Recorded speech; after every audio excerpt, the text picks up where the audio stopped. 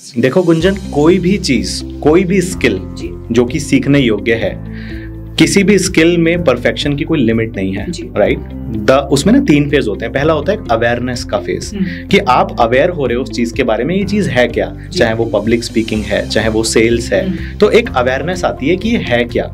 दूसरा आता है फिर ये अंडरस्टैंडिंग कि इसको कैसे करना है, और तीसरा आता है मास्टरी। अभी जो तीनों चीजें हैं ये स्टेप्स हैं। तो पहला तो हो गया अवेयरनेस, हाँ यार ये पब्लिक स्पीकिंग ना ये होती है, इसका ये इंपॉर्टेंस है, इससे मेरे को ये फायदा मिलेगा, तो अवेयरनेस आ गई इंसान को।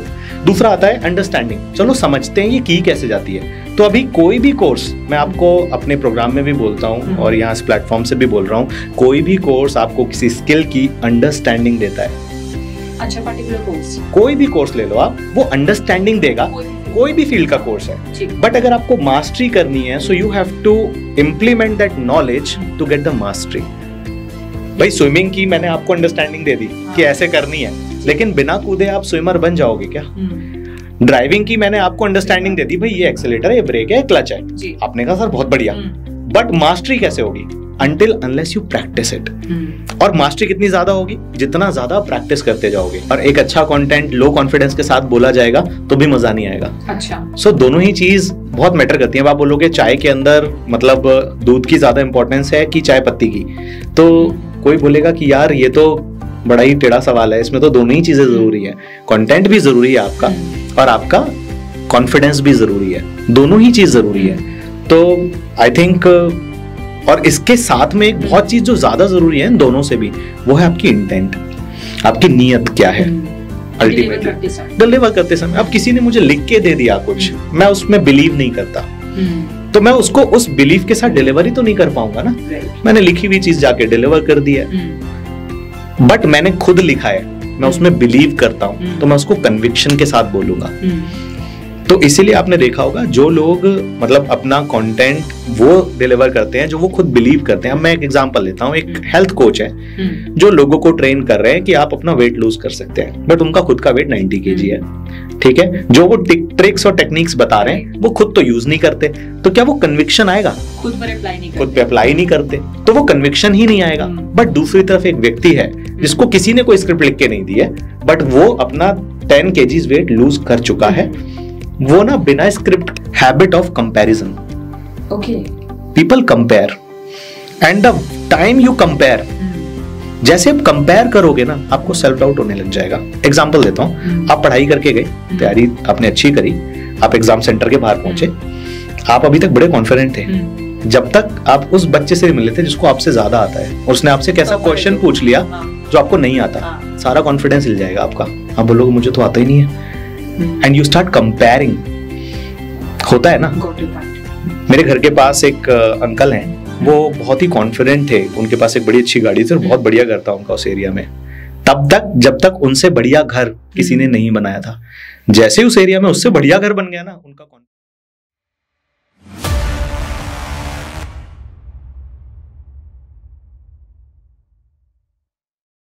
Success doesn't come when we work occasionally. It comes when we work consistently. आज के विचार विमर्श पॉडकास्ट में हम मिलेंगे मिस्टर सुमांशु गौड़ सर से, जो एक पीक परफॉर्मेंस कोच हैं और साथ ही साथ एक पब्लिक स्पीकर हैं। ये हमें बताएंगे कि कैसे हम प्रोक्रास्टिनेशन से लेकर अपने गोल्स को अचीव कर सकते हैं, कैसे हम अपने कॉन्फिडेंस को बूस्ट कर सकते हैं, और कैसे हम अपने लाइफस्टाइल को मेंटेन कर सकते हैं। अगर आप अपनी लाइफ में एक रियल ट्रांसफॉर्मेशन, एक रियल चेंज लाना चाहते हैं, तो ये आपके लिए सबसे बेहतरीन पॉडकास्ट है। So without any further ado, let's start this amazing podcast with none other than mister Sumanshu Gaur sir. Thank you Gunjan. Thank you, sir. Thank you to you for being and coming as a guest at a podcast, and welcome to Vichar Vimarsh. Thank you so much for inviting. मैं बहुत ही अच्छा हूँ, बहुत ही amazing हूँ।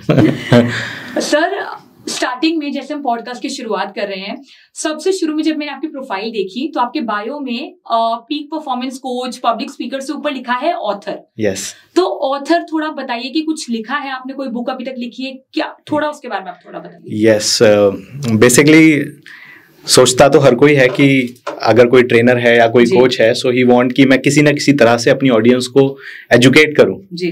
And writing a book is उसको execute करना एक बहुत ही डिफिकल्ट काम होता है किताब लिखने को लेके। सो मेरे मन में था काफी टाइम से कि करना ऐसा। पहले तो हमने बुक्स बहुत पढ़ी हैं, तो बुक्स क्या वैल्यू ऐड कर सकती है कि इंसान की लाइफ में, वो हमने खुद अपनी जिंदगी में फील किया। तो सोचा कि यार कभी एक थॉट आया कि शायद कभी ऐसा करेंगे। बोलते हैं ना कि जिंदगी में रियलिटी बाद में होती है, कोई भी थॉट पहले आता है आपकी लाइफ में। सो कभी थॉट आया होगा, और लॉकडाउन जब लगा तब वहां पर बहुत टाइम था, और वो टाइम पे मैंने बुक लिखी। और उस समय पर बुक लिखी, and it took me 1.5 year to write that book and publish that book. तो अभी वो बुक अवेलेबल है अमेजन पे, फ्लिपकार्ट पे। 33 reasons why people fail in network marketing. So direct selling से मेरा काफी अच्छा वास्ता रहा है, और उसका एक्सपीरियंस मुझे था, उसको लेके मैंने लिखी so that I can share my experience with people, and that's it. So that's how I become author. बहुत खूब सर। आप, जब मैं प्रोफाइल आपकी देख रही थी, सेकंड क्वेश्चन मेरा आपकी प्रोफाइल से रिलेटेड है कि आपने सीक्रेट एक चैलेंज शुरू किया था जो सीक्रेट्स होते हैं, राइट? एंड उसके साथ साथ आप एक कोर्स भी ऑफर करते हैं पब्लिक स्पीकिंग का। इसमें से मेरे 2 क्वेश्चंस निकलते हैं। सबसे पहले, क्या आप मानते हैं कि कोई 30 days challenge, public speaking challenge से क्या कोई 30 दिन में पब्लिक स्पीकिंग सीख सकता है? पहला क्वेश्चन ये। दूसरा क्वेश्चन ये कि अगर वो सीख भी लेता है, for instance, I am not saying for sure, but for instance अगर वो सीख लेता है और उस 30 दिनों के बाद या उस पर्टिकुलर टाइम लिमिट के बाद अगर वो पब्लिक स्पीकिंग जैसी चीज को प्रैक्टिस नहीं करता है, because it requires consistency and practice, अगर वो नहीं करता है प्रैक्टिस, तो हाउ डू यू श्योर कि वो पब्लिक स्पीकिंग में मास्टरी कर सकता है with your 30 days public speaking course? देखो गुंजन, कोई भी चीज, कोई भी स्किल जो कि सीखने योग्य है, किसी भी स्किल में परफेक्शन की कोई लिमिट नहीं है, राइट? उसमें ना 3 फेज होते हैं। पहला होता है अवेयरनेस का फेज, कि आप अवेयर हो रहे हो उस चीज के बारे में, ये चीज है क्या, चाहे वो पब्लिक स्पीकिंग है, चाहे वो सेल्स है, तो एक अवेयरनेस आती है कि ये है क्या। दूसरा आता है फिर ये अंडरस्टैंडिंग कि इसको कैसे करना है, और तीसरा आता है मास्टरी। अभी जो तीनों चीजें हैं, ये स्टेप्स हैं। तो पहला तो हो गया अवेयरनेस, हाँ यार ये पब्लिक स्पीकिंग ना ये होती है, इसका ये इंपॉर्टेंस है, इससे मेरे को ये फायदा मिलेगा, तो अवेयरनेस आ गई इंसान को। दूसरा आता है अंडरस्टैंडिंग, चलो समझते हैं ये की कैसे जाती है। तो अभी कोई भी कोर्स, मैं आपको अपने प्रोग्राम में भी बोलता हूं और यहाँ इस प्लेटफॉर्म से भी बोल रहा हूं, कोई भी कोर्स आपको किसी स्किल की अंडरस्टैंडिंग देता है। अच्छा, पर्टिकुलर कोर्स, कोई भी कोर्स ले लो आप, वो अंडरस्टैंडिंग देगा, कोई भी फील्ड का कोर्स है। बट अगर आपको मास्टरी करनी है, so you have to implement that knowledge to get the mastery. भाई स्विमिंग की मैंने आपको अंडरस्टैंडिंग दे दी कि ऐसे करनी है, लेकिन बिना कूदे आप स्विमर बन जाओगे क्या? ड्राइविंग की मैंने आपको अंडरस्टैंडिंग दे दी, भाई ये एक्सेलेटर है, ये ब्रेक है, क्लच है, आपने कहा सर बहुत बढ़िया, बट मास्टरी कैसे होगी? Until unless you practice it. और मास्टरी कितनी ज्यादा होगी? जितना ज्यादा प्रैक्टिस करते जाओगे। तो भाई मेरा कोर्स या किसी का भी कोर्स कोई जादू नहीं है जहां पर आप आएंगे, बैठेंगे, समझेंगे और आप बहुत अच्छे पब्लिक स्पीकर बन जाएंगे। क्योंकि वैसे मैं भी नहीं बना हूं, मैं भी अगर पब्लिक स्पीकर बना हूं या मुझे अच्छा बात करने का हुनर आया है, तो वो गलतियां कर करके आया है। तो इसीलिए कोई भी कोर्स को आप इस तरह से ना समझें कि कोई कोर्स आपको कोई भी स्किल जो है वो मास्टर बना सकता है। कोर्स आपको डेफिनेटली आपका टाइम बचा सकता है, आपको गाइडेंस दे सकता है, कैसे करना है वो बता सकता है, but ultimately you have to practise it along with that. इसीलिए मैं अपने प्रोग्राम के अंदर 30 days में 30 टास्क भी देता हूं डेली। अच्छा, हर दिन एक टास्क होता है, जहां इंसान को उस टास्क को कंप्लीट करना होता है, वीडियो बनाना होता है और कम्युनिटी में शेयर करना होता है। और ये बहुत सारे लोग एक साथ करते हैं। सो along with what I am teaching, I prefer कि वो लोग साथ में उसको प्रैक्टिस भी करें। So that's more important। और उसके बाद अगर वो खुद उसको एग्जीक्यूट कर रहे हैं या प्रैक्टिस कर रहे हैं अपनी जिंदगी में, तो वो और ज्यादा मास्टरी उसकी अचीव कर सकते हैं। So like there are so many public speaking courses available on internet, right? Social media का जमाना है अभी। Right। और उस जमाने में एक क्वेश्चन सिंपल रहेगा आपसे, that why people choose your course over other courses? ये तो मुझे आपने शुरुआत की इस कोर्स की, so why do people choose your course? Because और बहुत कोर्सेज हैं और काफी वेल नोन कोर्सेज हैं। यस, मुझे जो लगता है, जो मेरे स्टूडेंट्स मुझे फीडबैक देते हैं, वो देते हैं कि ज्यादातर जो कोर्सेज होते हैं ना, वो बहुत ज्यादा हाई लेवल की इंग्लिश में रहते हैं। मेरा जो बातें होती है ना, मैं बहुत बेसिक तरीके से, सिंपल तरीके से, और मेरी जो लैंग्वेज है वो हिंदी रहती है 80%। Basic words. हाँ, तो मतलब पब्लिक स्पीकिंग का बहुत लोगों को मतलब ये लगता है कि English speaking. Public speaking and English speaking both are different, ये एक चीज नहीं है। तो कई लोग तो ना बहुत ज्यादा इसी से पैनिक हो जाते हैं कि यार मुझे इंग्लिश नहीं आती तो क्या मैं अच्छा पब्लिक स्पीकर बन सकता हूँ। बट आप बताइए ना कि क्या नरेंद्र मोदी जी को बहुत अच्छी इंग्लिश आती है, या आज motivational speaker Sonu Sharma sir क्या बहुत अच्छी इंग्लिश आती है, महात्मा गांधी जी को क्या बहुत अच्छी इंग्लिश आती थी। सो इट डजंट मैटर आपकी इंग्लिश कैसी है, अगर अच्छी है तो बहुत अच्छी बात है, एक एडेड एडवांटेज है आपके पास। बट अगर आपकी इंग्लिश अच्छी नहीं है, सो ये किसने बोला आप अच्छे स्पीकर नहीं बन सकते हो?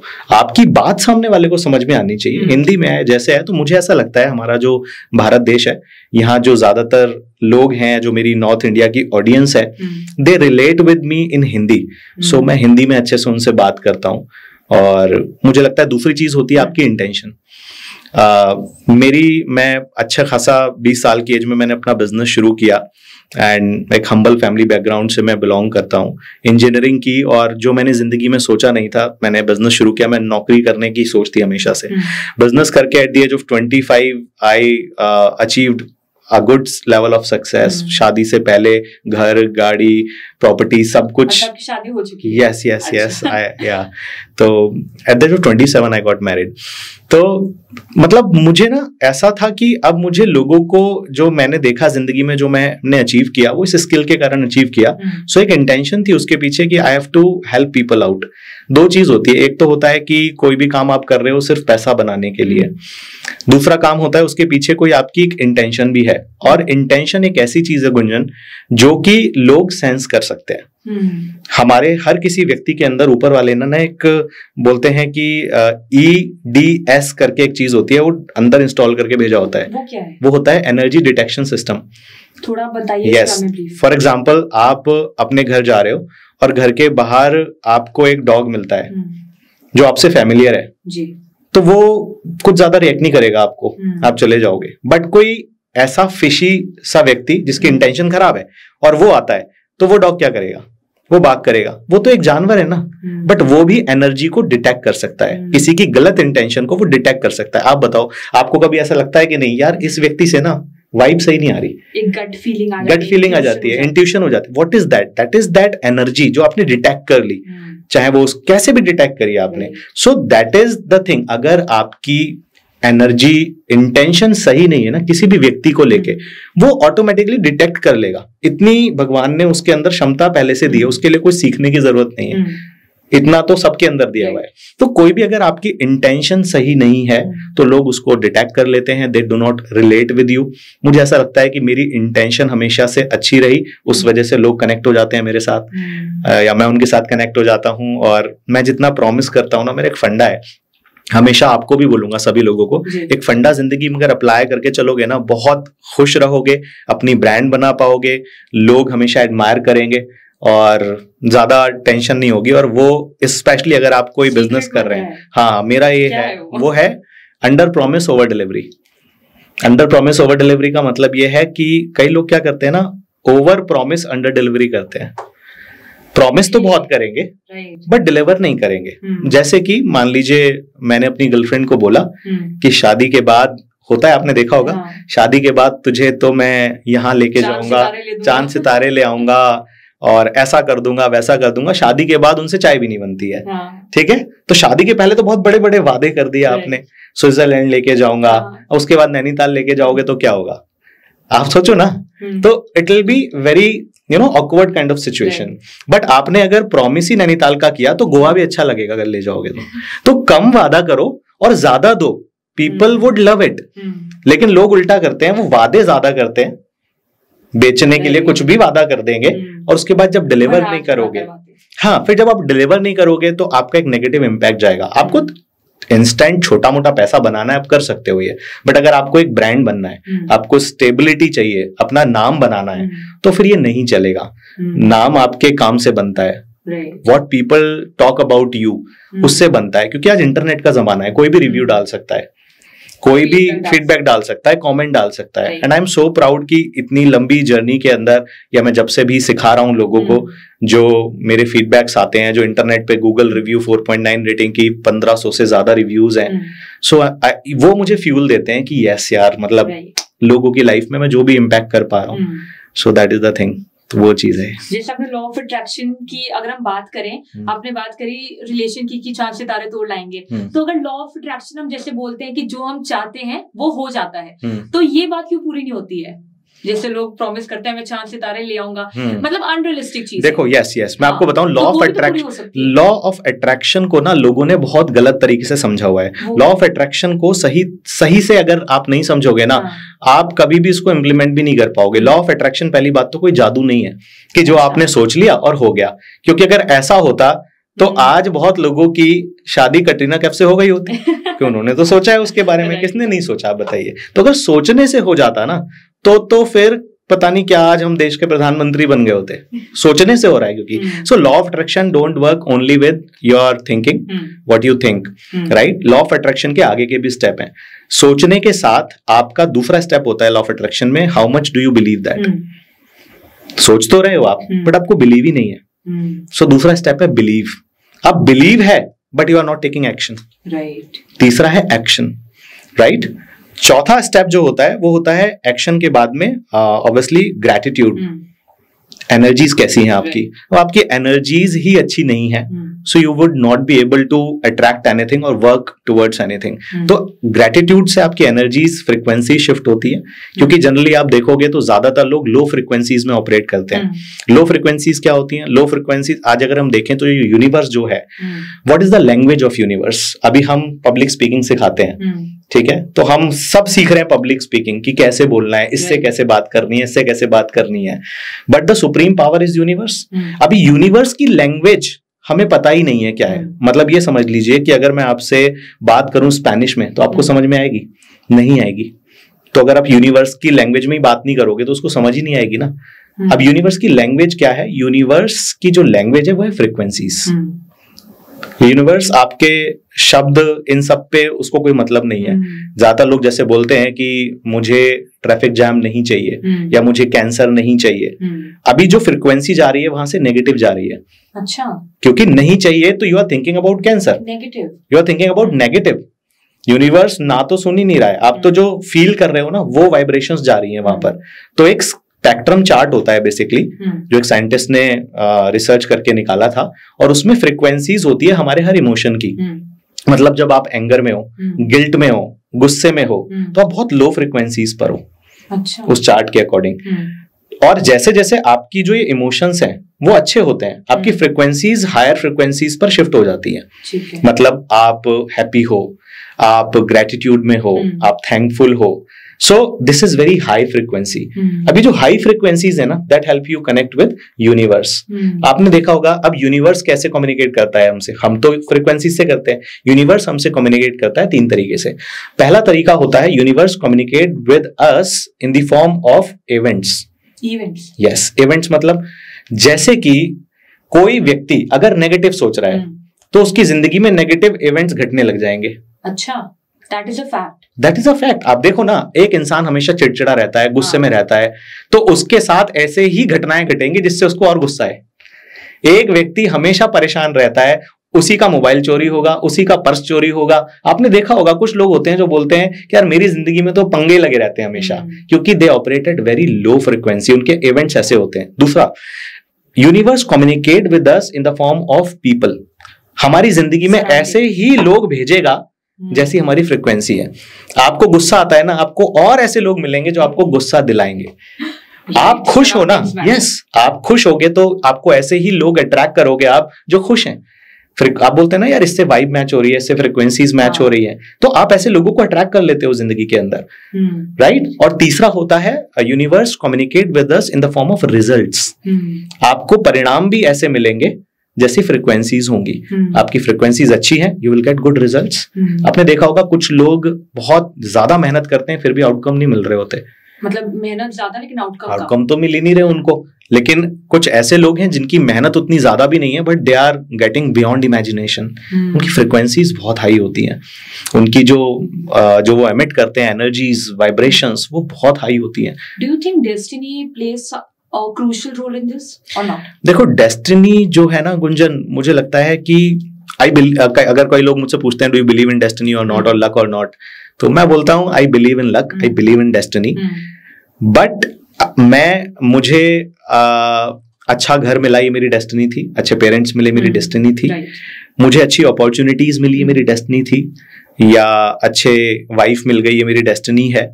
या अच्छा प्लेटफॉर्म मिल गया, मेरी डेस्टिनी है। महेंद्र सिंह धोनी को इंडियन क्रिकेट टीम में जगह मिली, उसकी डेस्टिनी हो सकती है। बट क्या डेस्टिनी के भरोसे वो सक्सेसफुल हो सकता है अगर मेहनत ही ना करे तो destiny can help you get good people in your life, can help getting good opportunities, but destiny alone cannot make you successful if you don't work for that.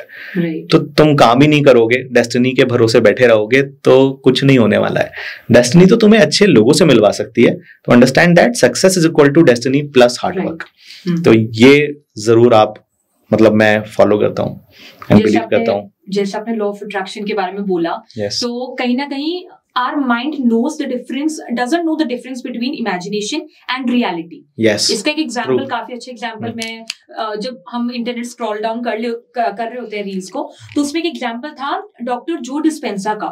जब वो 23 इयर्स के थे, I would like to elaborate the story. जब वो 23 years के थे तो वो एक एक्सीडेंट उनका हुआ जिसमें उनकी 8 वर्टिब्रेस जो थी वो टूट गई। और जब वो डॉक्टर के पास जाते हैं तो डॉक्टर उनको ये बोलता है कि आप ऑपरेशन करवा लीजिए, आप ठीक नहीं हो पाएंगे पूरी तरीके से, लेकिन ऐसा नहीं होगा कि आप पूरी जिंदगी के लिए पैरालाइज्ड हो जाएंगे। तो उन्होंने कहा कि जब मैं अपनी माँ के गर्भ में था तब भी तो कोई ऐसी पावर थी जिसने जो मेरी रीढ़ की हड्डी है वो बनाई। तो अब ऐसा क्यों नहीं हो सकता, या मैं कोई विजुअलाइजेशन या कुछ मैनिफेस्टेशन करूं जिससे एक जो अलाइनमेंट है वो ठीक हो जाए। तो उन्होंने वापस गए वो घर, उन्होंने अलाइनमेंट करी, पूरी मतलब विजुअलाइजेशन करी, और उस विजुअलाइजेशन के चलते आफ्टर 3 months वो उसी हॉस्पिटल में उन डॉक्टर से मिलने जाते हैं, खुद पैरों पे चल के अपने। Right. So this is one of the most important example I guess that attracts कि आप अपने आप पर विश्वास रखें। और दूसरा चीज, it impacts the law of attraction. Right. Law of attraction हमारे माइंड से चलता है बेसिकली, क्योंकि थॉट्स तो माइंड में ही आते हैं ना, और माइंड से ही फ्रीक्वेंसी, माइंड भी एक फ्रीक्वेंसी पे ऑपरेट करता है। हमारा सबकॉन्शियस माइंड, कॉन्शियस माइंड, हर किसी की फ्रीक्वेंसी है। तो बेसिकली अगर आपका माइंड इतनी पावरफुल चीज है, आपको डिस्ट्रॉय भी कर सकता है और आपको किसी भी समस्या से निकाल भी सकता है, अगर आप इसके मास्टर हैं तब। बट अगर ये आपका मास्टर है और आप इसके गुलाम हैं तो प्रॉब्लम हो जाएगी, क्योंकि बहुत सारे इम्पोर्टेंट पॉइंट। मतलब काफी लोग इस चीज को भूल जाते हैं। राइट। क्योंकि बहुत लोग बोलते हैं गुंजन कि मैं अपनी मर्जी का मालिक हूँ, मैं अपने मन का मालिक हूँ, और मुझे जो अच्छा लगेगा वो मैं करूंगा, है ना। मैं अपनी मर्जी का मालिक हूँ। आप मुझे बताइए, अगर आपका जो मन करता है वो मैं करता हूँ क्योंकि मैं अपने मन का मालिक हूँ, तो अगर जो आपका मन करता है वो आप करते हो तो आप मन के मालिक कहाँ हुए? आप तो मन के गुलाम हुए ना। राइट।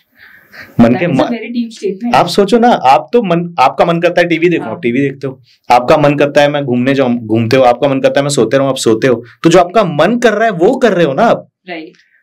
और मन हमेशा ना ज्यादातर जो करता है वो कंफर्ट की तरफ लेके जाने वाली चीजें करेगा और डिस्ट्रैक्ट करने वाली चीजें करेगा। तो ये बर्बाद कर देगा आपको अगर आप वो करते रहोगे जो ये आपको करने को बोल रहा है, rather than you have to plan.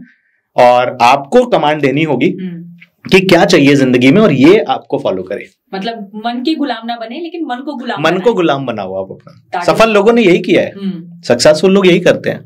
उनका मन उनके कंट्रोल में रहता है, वो जो चाहे वो करवाते हैं इससे। यार आप बताओ, रोनाल्डो का मन नहीं करता क्या? विराट कोहली का मन नहीं करता है क्या? बर्गर खाऊं, पिज्जा खाऊं, मोमोज खाऊं? मन तो सबका करता है, और हर किसी का मन करता है मैं सोता रहूं। सुबह उठना किसको अच्छा लगता है? टीवी ना देखना किसको अच्छा लगता है? बट मैं एक बात बोलता हूं, अगर आप वही करते रहोगे जो आपको अभी अच्छा लगता है, तो कल को आपको वो मजबूरी में करना पड़ेगा जो आपको अच्छा नहीं लगता। और अगर आपने अभी वो कर लिया जो अच्छा नहीं लगता भले ही, बट इंपॉर्टेंट है, तो कल जिंदगी भर आप वो कर पाओगे जो आपको अच्छा लगता है।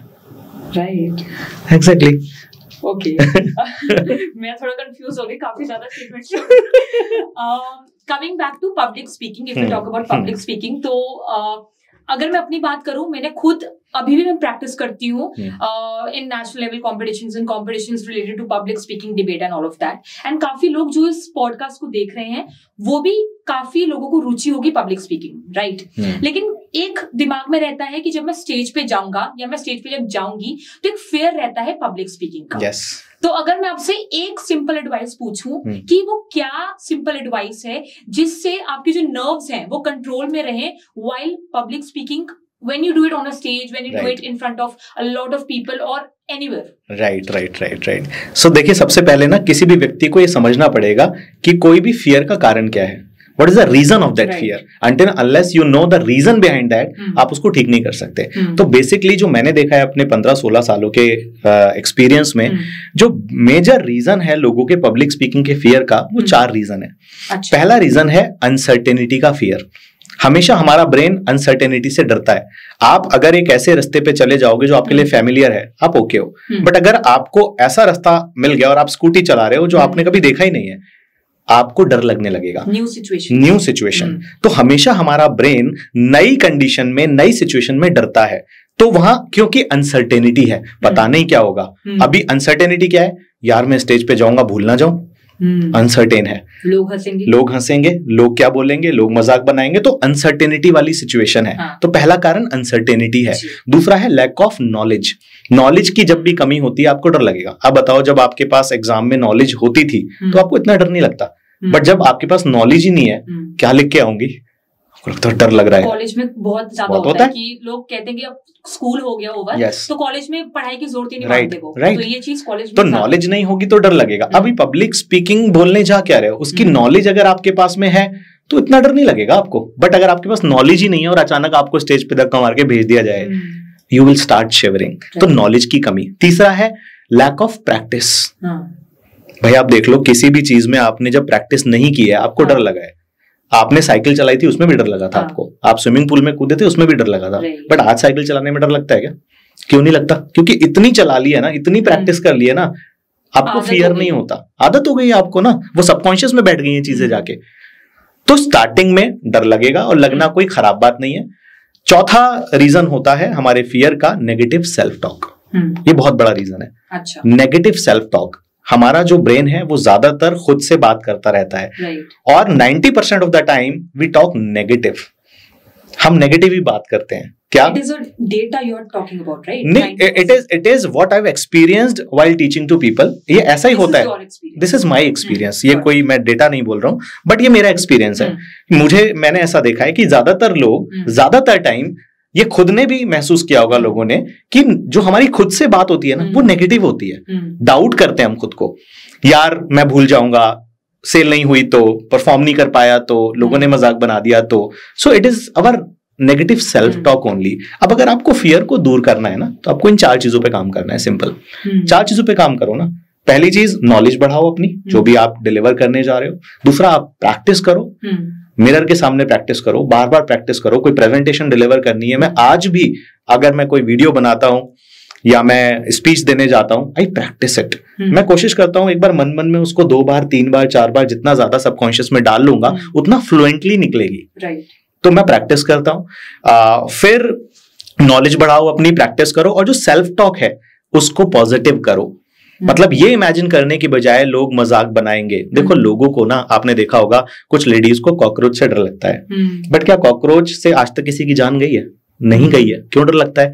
Because most of the ladies imagine cockroach flying and coming on them. वो ये इमेजिन करते हैं कि कॉकरोच उड़ के आ रहा है, आ नहीं रहा है. हाइट से लोग जानवर से डरते हैं, जानवर हमसे डरते हैं. दिक्कत ये है. आप सोचो, हमें हाइट से डर लगता है? हाइट से डर नहीं लगता, हमें उस विजुअल से डर लगता है कि अगर हम गिर गए तो. आप ना इमेजिन करने लगते हो नेगेटिव, कि ये हो गया तो. तो पब्लिक स्पीकिंग में भी ना लोग यही इमेजिन करते हैं कि लोग हंसी मजाक बना दी तो. आप ये इमेजिन करो ना, लोग ताली बजा रहे हैं तो. आप ये इमेजिन करो ना, people are appreciating you, you are giving an impact. आपके केमिकल्स अलग रिलीज होते हैं बॉडी में. आप नेगेटिव सोचोगे, कॉर्टिसोल रिलीज होगा. आप पॉजिटिव सोचोगे, डोपामाइन रिलीज होगा.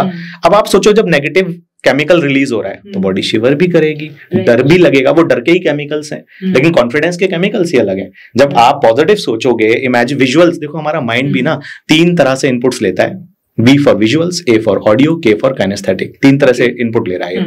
विजुअल्स देख के ले रहा है, ऑडियो से ले रहा है, और जो फीलिंग आ रही है उससे ये रिएक्ट कर रहा है. तो आप अपने ब्रेन को नेगेटिव विजुअल्स दोगे तो ये रिस्पॉन्ड भी नेगेटिव करेगा.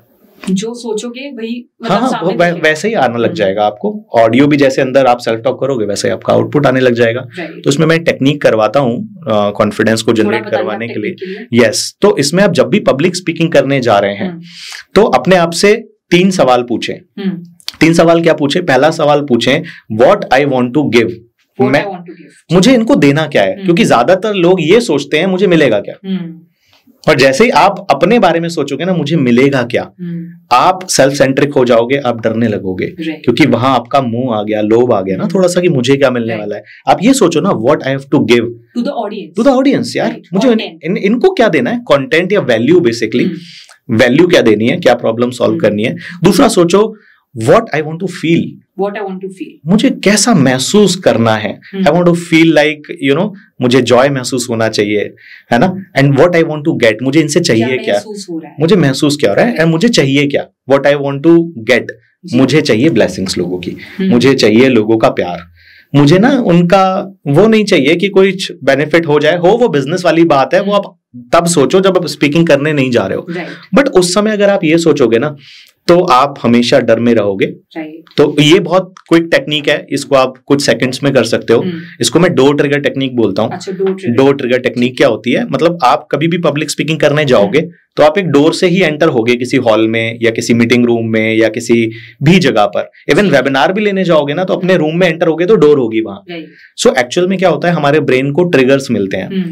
ट्रिगर क्या मिला, लोग का डर कैसे ट्रिगर हो जाता है। ट्रिगर मिला कि पब्लिक स्पीकिंग करनी है, मुझे बोलना है स्टेज पे जाके, तो वहां से एक विजुअल क्रिएट हो गया कि लोग मजाक बना रहे हैं, और ट्रिगर हो गया डर, ट्रिगर हो गया ना डर।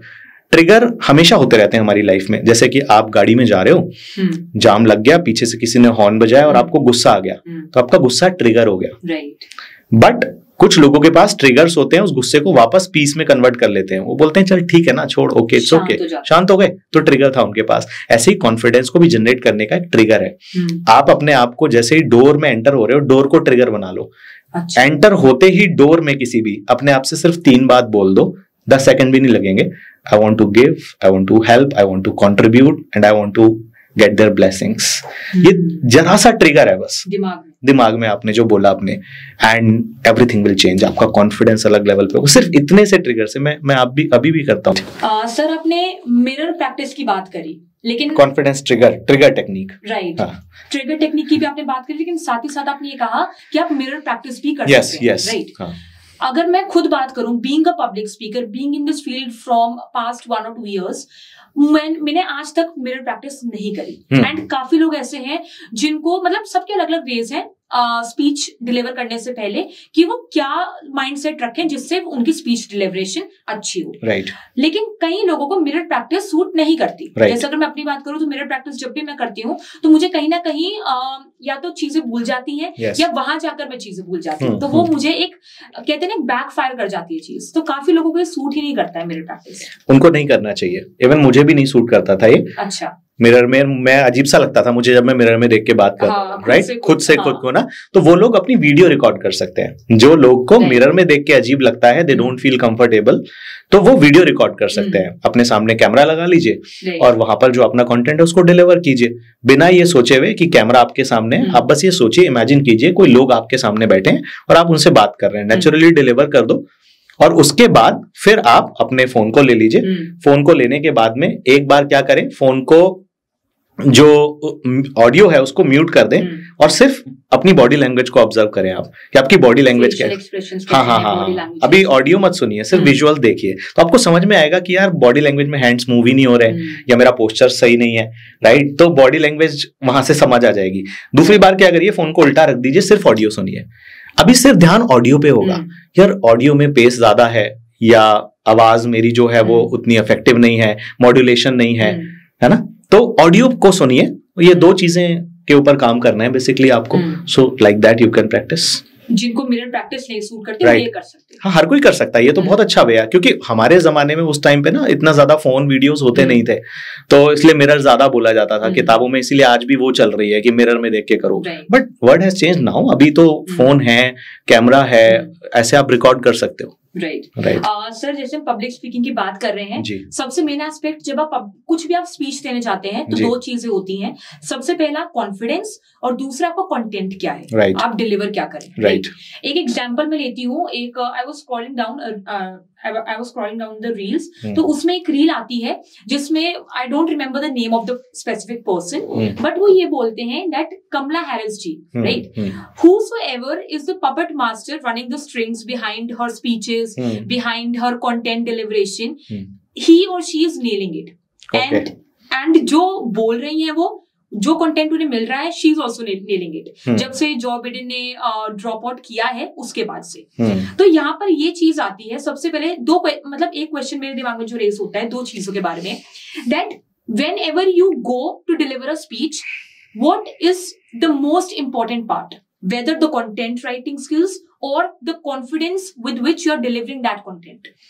देखो दोनों की ही गुंजन अपनी इंपॉर्टेंस है, राइट? अगर खराब कंटेंट कॉन्फिडेंस के साथ भी बोला जाएगा तो मजा नहीं आएगा, और एक अच्छा कंटेंट लो कॉन्फिडेंस के साथ बोला जाएगा तो भी मजा नहीं आएगा। अच्छा, सो दोनों ही चीज बहुत मैटर करती है। आप बोलोगे चाय के अंदर मतलब दूध की ज्यादा इंपॉर्टेंस है कि चाय पत्ती की, तो कोई बोलेगा कि यार ये तो बड़ा ही टेढ़ा सवाल है, इसमें तो दोनों ही चीजें जरूरी है। कंटेंट भी जरूरी है आपका और आपका कॉन्फिडेंस भी जरूरी है, दोनों ही चीज जरूरी है। तो आई थिंक और इसके साथ में एक बहुत चीज जो ज्यादा जरूरी है इन दोनों से भी, वो है आपकी इंटेंट, आपकी नीयत क्या है। अल्टीमेटली डिलीवर करते समय अब किसी ने मुझे लिख के दे दिया कुछ, मैं उसमें बिलीव नहीं करता, तो मैं उसको उस बिलीव के साथ डिलीवर ही तो नहीं कर पाऊंगा ना।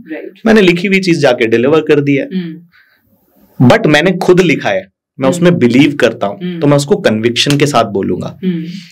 तो इसीलिए आपने देखा होगा जो लोग मतलब अपना कंटेंट वो डिलीवर करते हैं जो वो खुद बिलीव करते हैं। अब मैं एक एग्जांपल लेता हूं, एक हेल्थ कोच है जो लोगों को ट्रेन कर रहे हैं कि आप अपना वेट लूज कर सकते हैं, बट उनका खुद का वेट 90 kg है, ठीक है? जो वो ट्रिक्स और टेक्निक्स बता रहे हैं वो खुद तो यूज नहीं करते, तो क्या वो कन्विक्शन आएगा? खुद पर अप्लाई नहीं करते, खुद पे अप्लाई नहीं करते तो वो कन्विक्शन ही नहीं आएगा। बट दूसरी तरफ एक व्यक्ति है जिसको किसी ने कोई स्क्रिप्ट लिख के नहीं दी है, बट वो अपना 10 kg वेट लूज कर चुका है, वो ना बिना स्क्रिप्ट के ना इतना अच्छे से बताएगा ना उसको कि इम्पैक्ट अलग ही पड़ेगा। तो जो जेन्युइनिटी होती है ना आपकी, वो बहुत ज्यादा मैटर करती है। आप कितने जेन्युइन चीजें बता रहे हो, कभी भी आप वो बता रहे हो जो आप खुद प्रैक्टिस नहीं कर रहे ना, तो उसका इम्पैक्ट नहीं होता है। आप घर में बच्चों को देख लो ना, हम बच्चों को बोलते हैं हमारा बच्चा ना बहुत मोबाइल देखता है, खाना खाते टाइम बहुत फोन देखता है, मोबाइल एडिक्शन है उसको, और वो हमारी सुनता नहीं है। हमेशा ध्यान रखना, बच्चे लोग या आपके followers, they never do what you tell them to do. वो कभी नहीं करते जो तुम उन्हें करने को बोलते हो, वो वही करते हैं जो तुम्हें करते हुए देखते हैं। तुम खुद तो मोबाइल लेके खाना खाते हो, तुम अपने बच्चे को बोल रहे हो तू मत खा, वो तो तुम्हें देख रहा है ना।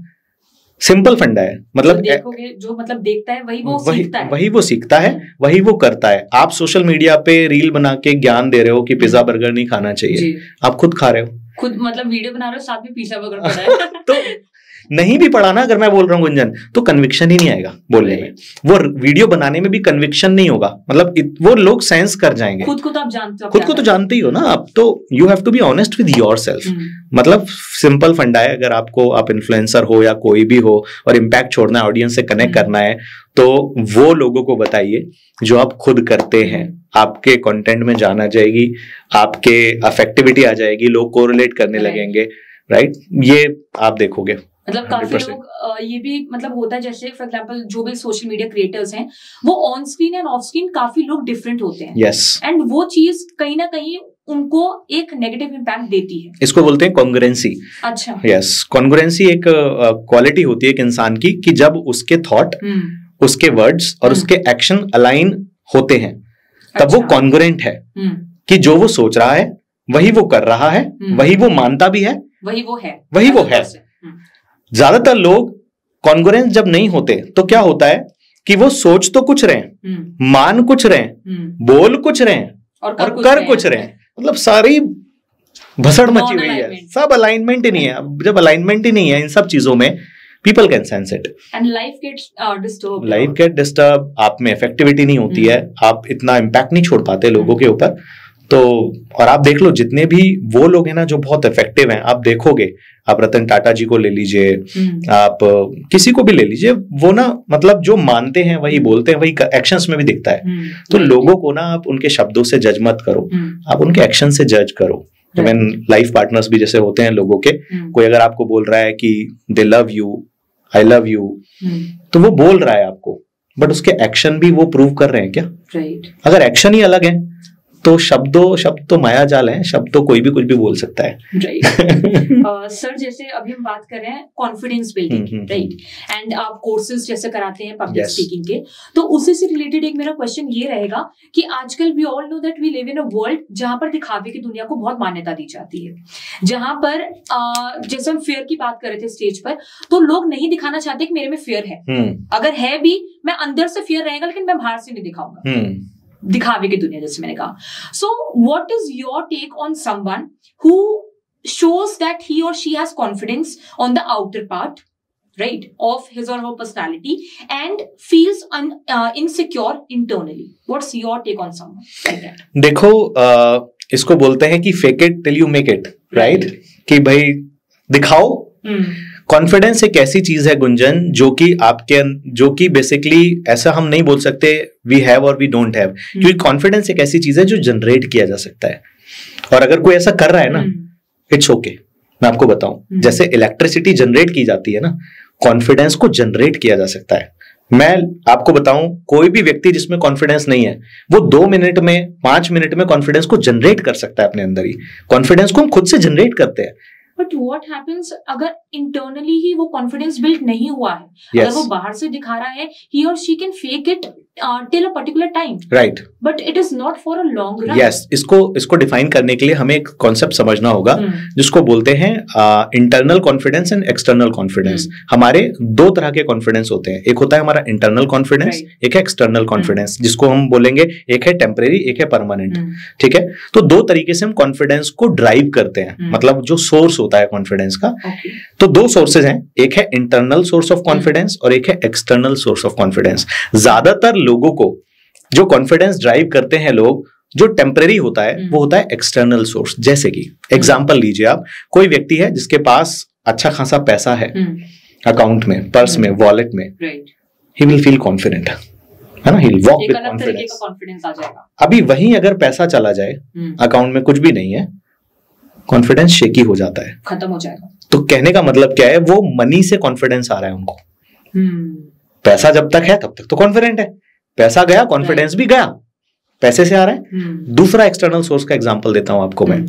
आपने देखा होगा बहुत सारे लोगों का कनेक्शंस बड़े अच्छे हैं अगर ना, तो बड़े कॉन्फिडेंट रहते हैं, तू जानता नहीं मेरे चाचा कौन है, इससे बात है। कनेक्शंस से कॉन्फिडेंस मिलता है। अच्छे कनेक्शंस जिन लोगों के हैं वो खुद कुछ नहीं है, कनेक्शंस इतने स्ट्रांग है ना, दे ड्राइव कॉन्फिडेंस। अभी कनेक्शंस अच्छे नहीं है, कॉन्फिडेंस खत्म। विधायक जब तक थे बड़े कॉन्फिडेंट थे पिताजी इनके, विधायक नहीं है, अब कुछ नहीं है।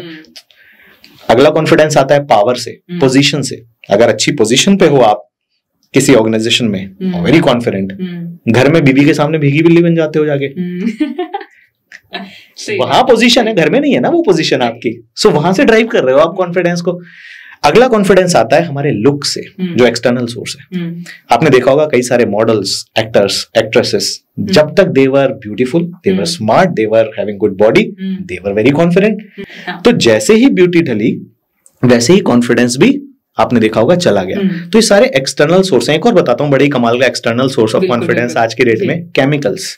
अच्छा, केमिकल्स मतलब chemicals in which format you are talking about?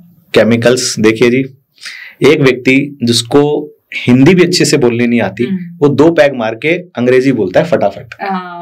Confidence. Alcohol is a chemical, smoking, cigarette, drugs, ये केमिकल्स हैं। जैसे ही हमारी बॉडी में जाते हैं, 2 पैग अंदर, बंदा सिकंदर। सुना होगा ना आपने, भाई गाड़ी तेरा भाई चलाएगा, आती भी नहीं चलानी। ये क्या हुआ, मैं किसी से कम नहीं, मैं भाई, मतलब ऐसा गजब कॉन्फिडेंस आ जाता है ना लोगों में, मतलब आप बोलोगे यही हम ही हम है, बाकी सब पानी कम है। सुबह को वही सिकंदर बंदर हो जाता है, मैंने क्या किया था कल रात को। हाँ, सो क्योंकि वो केमिकल्स ने जाके आपके बॉडी के अंदर कुछ ऐसी चीजें ट्रिगर की कि you are on high, you are very confident. लेकिन जैसे ही उतरी, कॉन्फिडेंस भी उतर गया। ये सब टेम्परेरी है। और बताता हूँ आपको, एक सोर्स होता है सुपरस्टिशंस। बेसिकली अगर आपने कुछ लोगों को देखा होगा, वो फिंगर्स में रिंग पहन रहे हैं, ये रिंग पहन ली, वो रिंग पहन ली, ये माला पहन ली, वो माला पहन ली, दे फील सुपर कॉन्फिडेंट। किसी ने, पंडित ने बता दी ना, कुछ नहीं हो सकता, अब तो भाई मैं ये हूँ, सुपर पावर आ गई मेरे पास। कई क्रिकेटर्स को देखा होगा आपने कि रेड कलर का रुमाल मैं लेके जाऊंगा तो मैं 100 मार दूंगा। सुपरस्टिशन है ये उनका, जो भी है। एंड कई बार वो चीज नहीं है उनके पास, तो they are not feeling like confident. वो लॉकेट नहीं है, वो चीज नहीं है उनके पास ना, तो वो कॉन्फिडेंट फील नहीं करते। That is very wrong, that is temporary. अब रॉन्ग है राइट है जो बोल सकते हो, बट टेम्परेरी है ये, हमेशा के लिए तो नहीं है ये। अब आपको समझना पड़ेगा परमानेंट क्या होता है। परमानेंट होता है इंटरनल सोर्स। इंटरनल मतलब इंटरनल सोर्स ऑफ कॉन्फिडेंस क्या है आपका, आपकी सेल्फ वर्थ, आपकी खुद की जो सेल्फ वर्थ है, अगर आप उसको पॉजिटिव मानते हो, आप उसमें बिलीव करते हो, तो इट डजंट मैटर आपके पास पैसा है नहीं है, पावर है नहीं है, आपके पास में केमिकल है कि नहीं है, आपके पास कोई भी एक्सटर्नल सोर्स नहीं होगा ना, फिर भी you will feel like very confident. Self worth कैसे बढ़ती है? आपकी नॉलेज से। आपके पास अगर नॉलेज है ना अच्छी, आपके पास स्किल्स हैं अच्छे और आप जानते हो उस चीज को, तो आप कॉन्फिडेंट महसूस करोगे। अगर आपके पास पैसा नहीं भी है, यू आर वेरी कॉन्फिडेंट। एक टाइम था मेरे पास पैसा नहीं होता था, लेकिन कॉन्फिडेंस इतना था क्योंकि पता था पैसा तो बन जाएगा यार, पैसा कौन सी चीज, कमा लेंगे यार, क्योंकि अपने ऊपर बिलीफ है। तो वो आता है आपके स्किल से, आपके नॉलेज से, आपकी कैपेबिलिटी से, और आपकी खुद की सेल्फ इमेज अपनी नजरों में कैसी है, उससे आपका कॉन्फिडेंस अगर आप ड्राइव करोगे ना, जो इंटरनल सोर्स है वहां से ड्राइव करो ना, अपने स्किल से, क्योंकि स्किल्स खर्च नहीं होते, पैसा खर्च हो जाता है। भाई आज आपने कोई स्किल सीख लिया, वो कोई चुरा सकता है क्या आपसे? पैसा जा सकता है, कोई काबिलियत, आपके स्किल्स को वो नहीं जा सकता ना। तो अगर परमानेंट सोर्स डेवलप करना है ना कॉन्फिडेंस का, तो अपने स्किल्स, अपनी नॉलेज, उनको डेवलप करो। आप परमानेंटली कॉन्फिडेंट रह सकते हो। परमानेंटली कॉन्फिडेंट रहना ज्यादा जरूरी है, वरना तो हमेशा थोड़े टाइम के लिए कॉन्फिडेंट होगे, फिर डाउन हो जाएगा वो। That is very true, right. Sir अगर हम सोशल मीडिया की बात करें, तो सोशल मीडिया पर आपका एक सीक्रेट भी है, that stop wasting time and limit your social media, right? You have said this in one of your reels, right? I am not telling N approx number, but according to my experience and as much I've seen, 95% of people वो एक ऐसी चीज अपनी donate कर रहे हैं जो शायद उन्हें पता भी नहीं है कि वो डोनेट कर रहे हैं। और अब आप पूछेंगे कि वो चीज क्या है, तो वो चीज है अटेंशन, राइट। फॉर एग्जाम्पल, अगर आप सोशल मीडिया पे स्क्रॉल कर रहे हैं, आप कोई भी चीजें देख रहे हैं, आपको पता भी नहीं चलेगा कि आप, फॉर एग्जाम्पल, एक अकाउंट आया, ठीक है, आपको वो पिक्चर काफी फैसिनेटिंग लगी, आपने उस अकाउंट पे क्लिक किया, बार बार वो पिक्चर आ रही है, जैसे हम एड चलाते हैं, सब चलाते हैं, आपको पता भी नहीं चलेगा कि कब आपका अटेंशन उसमें ड्रॉ हो गया, राइट। एंड वही अटेंशन अगर हम अपने गोल को अचीव करने में लगाएं, तो आप समझ सकते हैं कि वो कहां पर, मतलब हमारा law of attraction, you can say it manifestation, कुछ भी आप बोल सकते हैं, but if we draw our attention towards a positive aspect to make our life positive as well as productive, वो कहां चला जाएगा? So I want to ask कि आपका क्या स्टैंड है इस पॉइंट? देखिए, सोशल मीडिया, कोई भी चीज जो होती है ना, कोई भी चीज सही या गलत नहीं होती। How you take it, perceive it and how you actually utilise it, उस पर डिपेंड करता है कि भाई वो ठीक है कि नहीं है। अब आप बताइए, सोशल मीडिया ने कितने लोगों की जिंदगी बदल दी, सोशल मीडिया कितने लोगों के बिजनेस को बढ़ाने का कारण बना, सोशल मीडिया से कितने लोग सफल हो रहे हैं। बट आप सोशल मीडिया पे क्या कर रहे हो, ये आपको अपने आप से पूछना होगा ना। आपको अगर आपकी लाइफ का पर्पस ही क्लियर नहीं है, आपके जिंदगी में कोई गोल्स ही नहीं है, तो फिर आप सोशल मीडिया यूज नहीं करोगे, वो आपको यूज करेगा, बराबर है।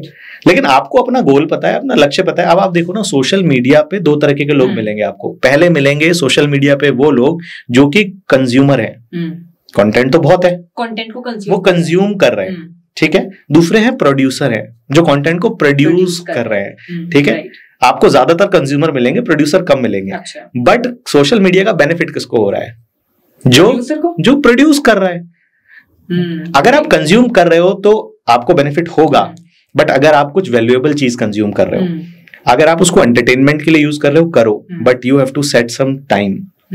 उसका कोई टाइम लिमिट होना चाहिए। अभी मैं एक वीडियो देख रहा था कहीं पर, कैन यू इमेजिन कि आज की डेट में एलन मस्क जैसा इंसान का स्क्रीन टाइम क्या होगा, वो कितनी देर मोबाइल चलाते हैं। मतलब लोग हैरान हो जाएंगे। उन्होंने टेक्नोलॉजी बना के छोड़ दी है, बड़े बड़े लोगों ने सोशल मीडिया बना के छोड़ दिया है, एक्स बना दिया है, ट्विटर बना दिया, इंस्टाग्राम बना दिया, बट वो व्यक्ति खुद जिन्होंने क्रिएट किया है इसको, एक वीडियो है बकायदा जिसमें एलन मस्क ने बोला है खुद अपने मुंह से, उनका फोन निकाला गया और देखा गया स्क्रीन टाइम कितना है। विल नॉट बिलीव उनका स्क्रीन टाइम जो था वो तो बहुत कम था। उन्होंने बोला मैक्सिमम जो मैं यूज करता हूँ, उन्होंने अपने मुंह से बोला कि मैं 1 घंटा यूज करता हूँ फोन। अच्छा, पूरे दिन में? यस। और उनका स्क्रीन टाइम जो था वो कुछ मिनट्स ही था सिर्फ। जब उनका खोल के अंदर देखा, it was few minutes only. तो ये आपको डिसाइड करना है। सोशल मीडिया के ऊपर पूरा दिन बैठ के स्क्रॉल करते रहो, that is up to you, right? तो आपको डिसाइड करना है कि सोशल मीडिया का इस्तेमाल करना है या उससे इस्तेमाल होना है आपको। Right sir, if you talk about the metropolitan cities, right, इतना फास्ट पेस्ड वर्ल्ड आ चुका है आज के समय पर, जहां पर काफी सारे डिस्ट्रैक्शंस हैं और लोगों को पाना भी सब कुछ है, right? So according to you, what are the most common habits that avoid the people, और जो लोगों को रोकती है from developing the peak performance in their daily routine, and उन हैबिट्स को आप कैसे ब्रेक कर सकते हैं? देखिए, अगर आपको अपनी पीक परफॉर्मेंस को अचीव करना है, आप जॉब में हो, आप बिजनेस में हो, किसी भी चीज में हो, तो बेसिकली आपने बिल्कुल सही सवाल पूछा है। हमारी आदतें ही होती हैं जो हमें कुछ अचीव कराती है, और हमारी आदतें ही होती है जो हमको स्टक करके रखती है, डिस्ट्रैक्शंस होती है। तो बेसिकली अगर हम आदतों को बोले ना, सो अगर हम पीक परफॉर्मेंस को अचीव नहीं कर रहे तो ऐसा नहीं है कि हमारे अंदर पोटेंशियल नहीं है। हमारी कुछ हैबिट्स हैं जिस वजह से हम वो अचीव नहीं कर पा रहे, और उसमें से एक बहुत बड़ी हैबिट है habit of wasting our time. हमारे पास देखो, टाइम सबको बराबर मिला है, जो भी हम बात कर रहे थे, सबको बराबर मिला है। मतलब 24 आवर्स ही हैं सबके पास। ऐसा नहीं है कि भाई अंबानी को ज्यादा दे दिया, एलन मस्क को ज्यादा दे दिया, तुमको कम दिया। यही समय एक चीज है जो भगवान ने सबको एक समान दिया। यस, सबको बराबर दिया है। एंड आपको देखना है कि आप की जो हैबिट है वो क्या है, क्योंकि कौन कौन सी हैबिट आपकी क्या टाइम ले रही है, कितना टाइम ले रही है। अब ज्यादातर टाइम अगर आपका जा रहा है सिर्फ एंटरटेनमेंट में, मजे में, घूमने में, फिरने में, एंजॉयमेंट में, जो कि इंपॉर्टेंट है, जरूरी है, बट एक टाइम होना चाहिए उसका। तो ये एक हैबिट को अगर आप ठीक कर लोगे तो आप देखोगे कि आप ज्यादा प्रोडक्टिव हो जाओगे। आपने कई लोगों को देखा होगा कि वो लोग कोई चैप्टर पढ़ने के लिए बैठे, कुछ पढ़ाई करने के लिए बैठे, पूरा दिन निकल जाएगा, उनका एक चैप्टर खत्म नहीं हुआ। कुछ लोग होते हैं जो आधे घंटे में खत्म कर देते हैं। Learning capacity, learning power, learning power बोलो, आज की डेट में ना इंसान की जो अटेंशन है वो बहुत डिवाइडेड है, बहुत फोकस नहीं है। क्योंकि क्या है कि अभी नोटिफिकेशन आ गया फोन पे, इंस्टा का आ गया, फेसबुक का आ गया, फिर व्हाट्सएप आ गया। यस, वो परेशान करता रहेगा आपको। तो बहुत सारे डिस्ट्रैक्शंस हैं। एक हैबिट जो प्रोडक्टिविटी आपकी बढ़ा सकती है या आपको पीक परफॉर्मेंस पे पहुंचा सकती है, वो है फोकस रहना सीखो आप एक चीज पे। अपने पूरे दिन में प्रोमोडोरो टेक्निक बोलते हैं उसको हम, कि आप अपने दिन के पार्ट्स को डिवाइड करके काम करो और टू डू लिस्ट बना के काम करो, अगर ज्यादा आपको परफॉर्मेंस अचीव करनी है। क्योंकि आपके ब्रेन को ना आपने बताया ही नहीं कि आज आपके लिए क्या इंपॉर्टेंट है। अभी ब्रेन शेड्यूल कुछ बनाया नहीं आपने। अभी क्या होगा, जो इसको ब्रेन को तो जो अच्छा लगता है ना वो करता है, और जो अच्छा लग रहा है वो आपको सफलता की तरफ नहीं लेके जाएगा। ठीक है, तो आपको तो नोटिफिकेशन आया, अच्छा लग रहा है, आप उसमें लग गए, कहां से प्रोडक्टिविटी आएगी, पीक परफॉर्मेंस अचीव कहां से होगी। बट दूसरी तरफ एक व्यक्ति है जिसने क्या करा, लिस्ट बनाई कि these are the important task जो मुझे आज करने हैं। अभी ब्रेन को इंस्ट्रक्शन पहुंच गया कि यार ये टास्क करने हैं। 25 मिनट का टाइम बोला जाता है कि आप 25 मिनट का अनडिवाइडेड अटेंशन के साथ आप किसी भी काम को करोगे, आप बहुत अच्छी प्रोडक्टिविटी निकालोगे। फिर थोड़ा सा गैप दे दो, रेस्ट दे दो, 5 मिनट 10 मिनट का बीच में, फिर 25 मिनट का स्लॉट निकालो, उस पे उस चीज को करो। आप प्रेजेंटेशन बना रहे हो या कोई वीडियो की स्क्रिप्ट लिख रहे हो या अपनी तैयारी कर रहे हो एग्जाम की, मतलब कोई भी काम आप कर रहे हो, उसको फोकस के साथ करिए, अटेंशन के साथ करिए, तभी वो आप उसमें इन्वॉल्व होगे, उसको जल्दी कर लोगे, आपके सबकॉन्शियस माइंड तक भी वो चीजें पहुंचेंगी। रादर देन एक अनकॉन्शियसनेस के साथ मत करो कोई भी चीज, अगर आपको प्रोडक्टिविटी अचीव करनी है। बस आप देखो ना आजकल लोग क्या कर रहे हैं, टीवी सामने चल रहा है, ठीक है, इधर किताब भी पढ़ रहे हैं, इधर खाना भी खा रहे हैं, राइट, इधर फोन पे भी लगे हुए ऐसे। तो 4 चीजें अभी। अब आप सोचो ना, अगर मैं आपको चाय दूं, बिस्किट दूं और उसके बाद जूस दूं, जलेबी दूं, आपको अच्छा लगेगा। बट वो सारी चीजें एक मिक्सी में डाल के आपको दूं, you will not love it. आपका ब्रेन भी ऐसा ही है, ये ना कंफ्यूज हो जाएगा अगर आप इसको बहुत सारी चीजें। Multitasking is a myth. Multitasking मत करो भाई, एक चीज करो।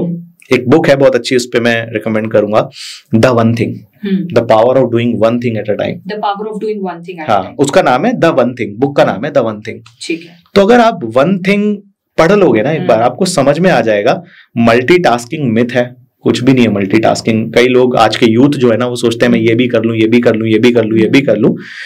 उनको देख के जो बहुत सारी चीजें कर रहे हैं, बट वो जब बहुत सारी चीजें आज कर रहे हैं, चाहे वो कोई भी बड़े लोग हैं, उन्होंने शुरू एक से किया था, उसको अच्छा अचीव किया, फिर दूसरा किया, फिर उन्होंने बहुत सारी चीजें बना ली, वो जब ऑटोमेटिक मोड पे चला गया।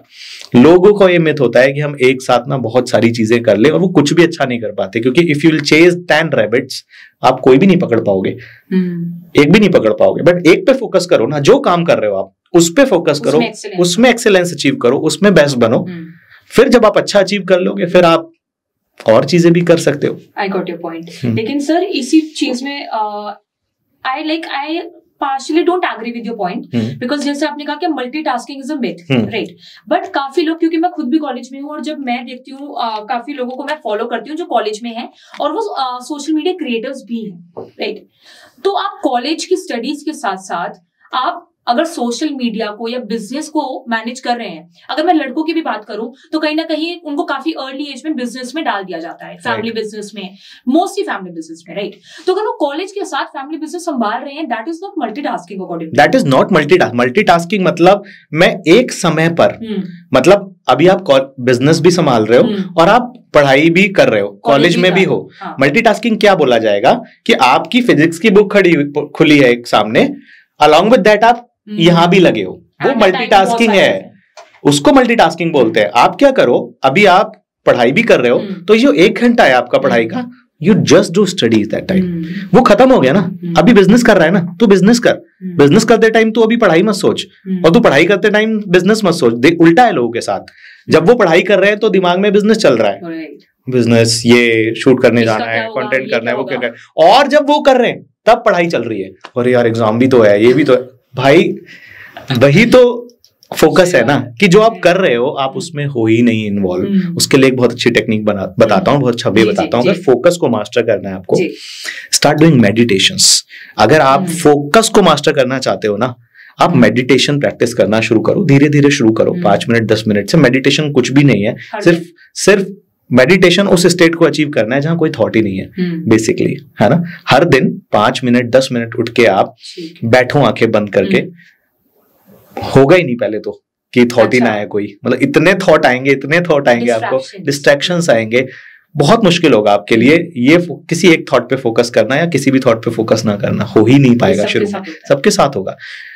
कैसे करें? आप फोकस करो आंखें बंद करके, आसपास की आवाजों को सुनने की कोशिश करो। चिड़िया की आवाज आएगी, नेचर की आवाज आएगी।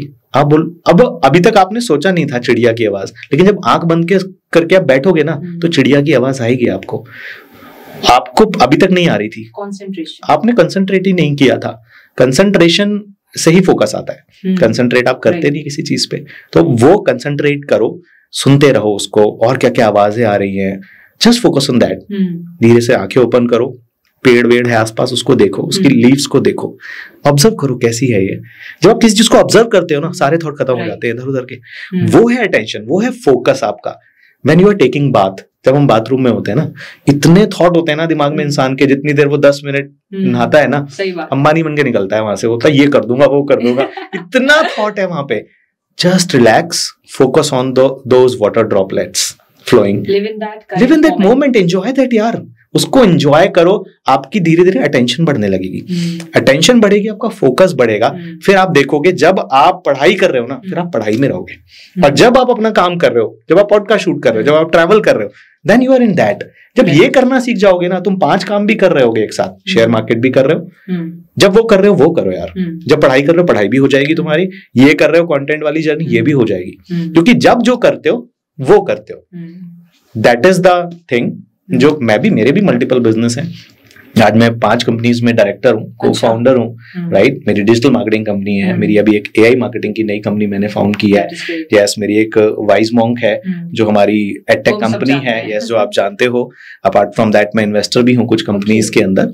सो बहुत सारी चीजें हैं जिसमें, बट मैं जब कोई चीज करता हूँ, मैं ना पूरा टू डू लिस्ट बनाता हूँ इस टाइम से इस टाइम, और पॉडकास्ट भी करते हैं अपन, है ना, कंटेंट भी क्रिएट करते हैं, यूट्यूब भी है, मेरा यूट्यूब है, जेम स्टॉक है, इतनी सारी चीजें हैं। तो इसका सीक्रेट यही है कि आप ना जिस समय जो करो, एक तो बना लो शेड्यूल, ये करना है, लिख के आपको मैं दिखाऊंगा, अभी कहीं होंगे मेरे टू डू लिस्ट वगैरह, पूरा शेड्यूल पूरा बनाना। हाँ यार, वो बहुत जरूरी है, वो इम्पोर्टेंट है। आप बहुत प्रोडक्टिव हो जाओगे, और मतलब जैसे हम देखते हैं ना कि काफी लोग कैप्शन तो डालते हैं that living in the moment, बीच में काफी चला था वो, राइट? एक वो स्लैंग बन जाता है, but people forget to actually implement that particular line in there. Gunjan, they are not living in the moment, they are losing in the moment, they are losing in the moment.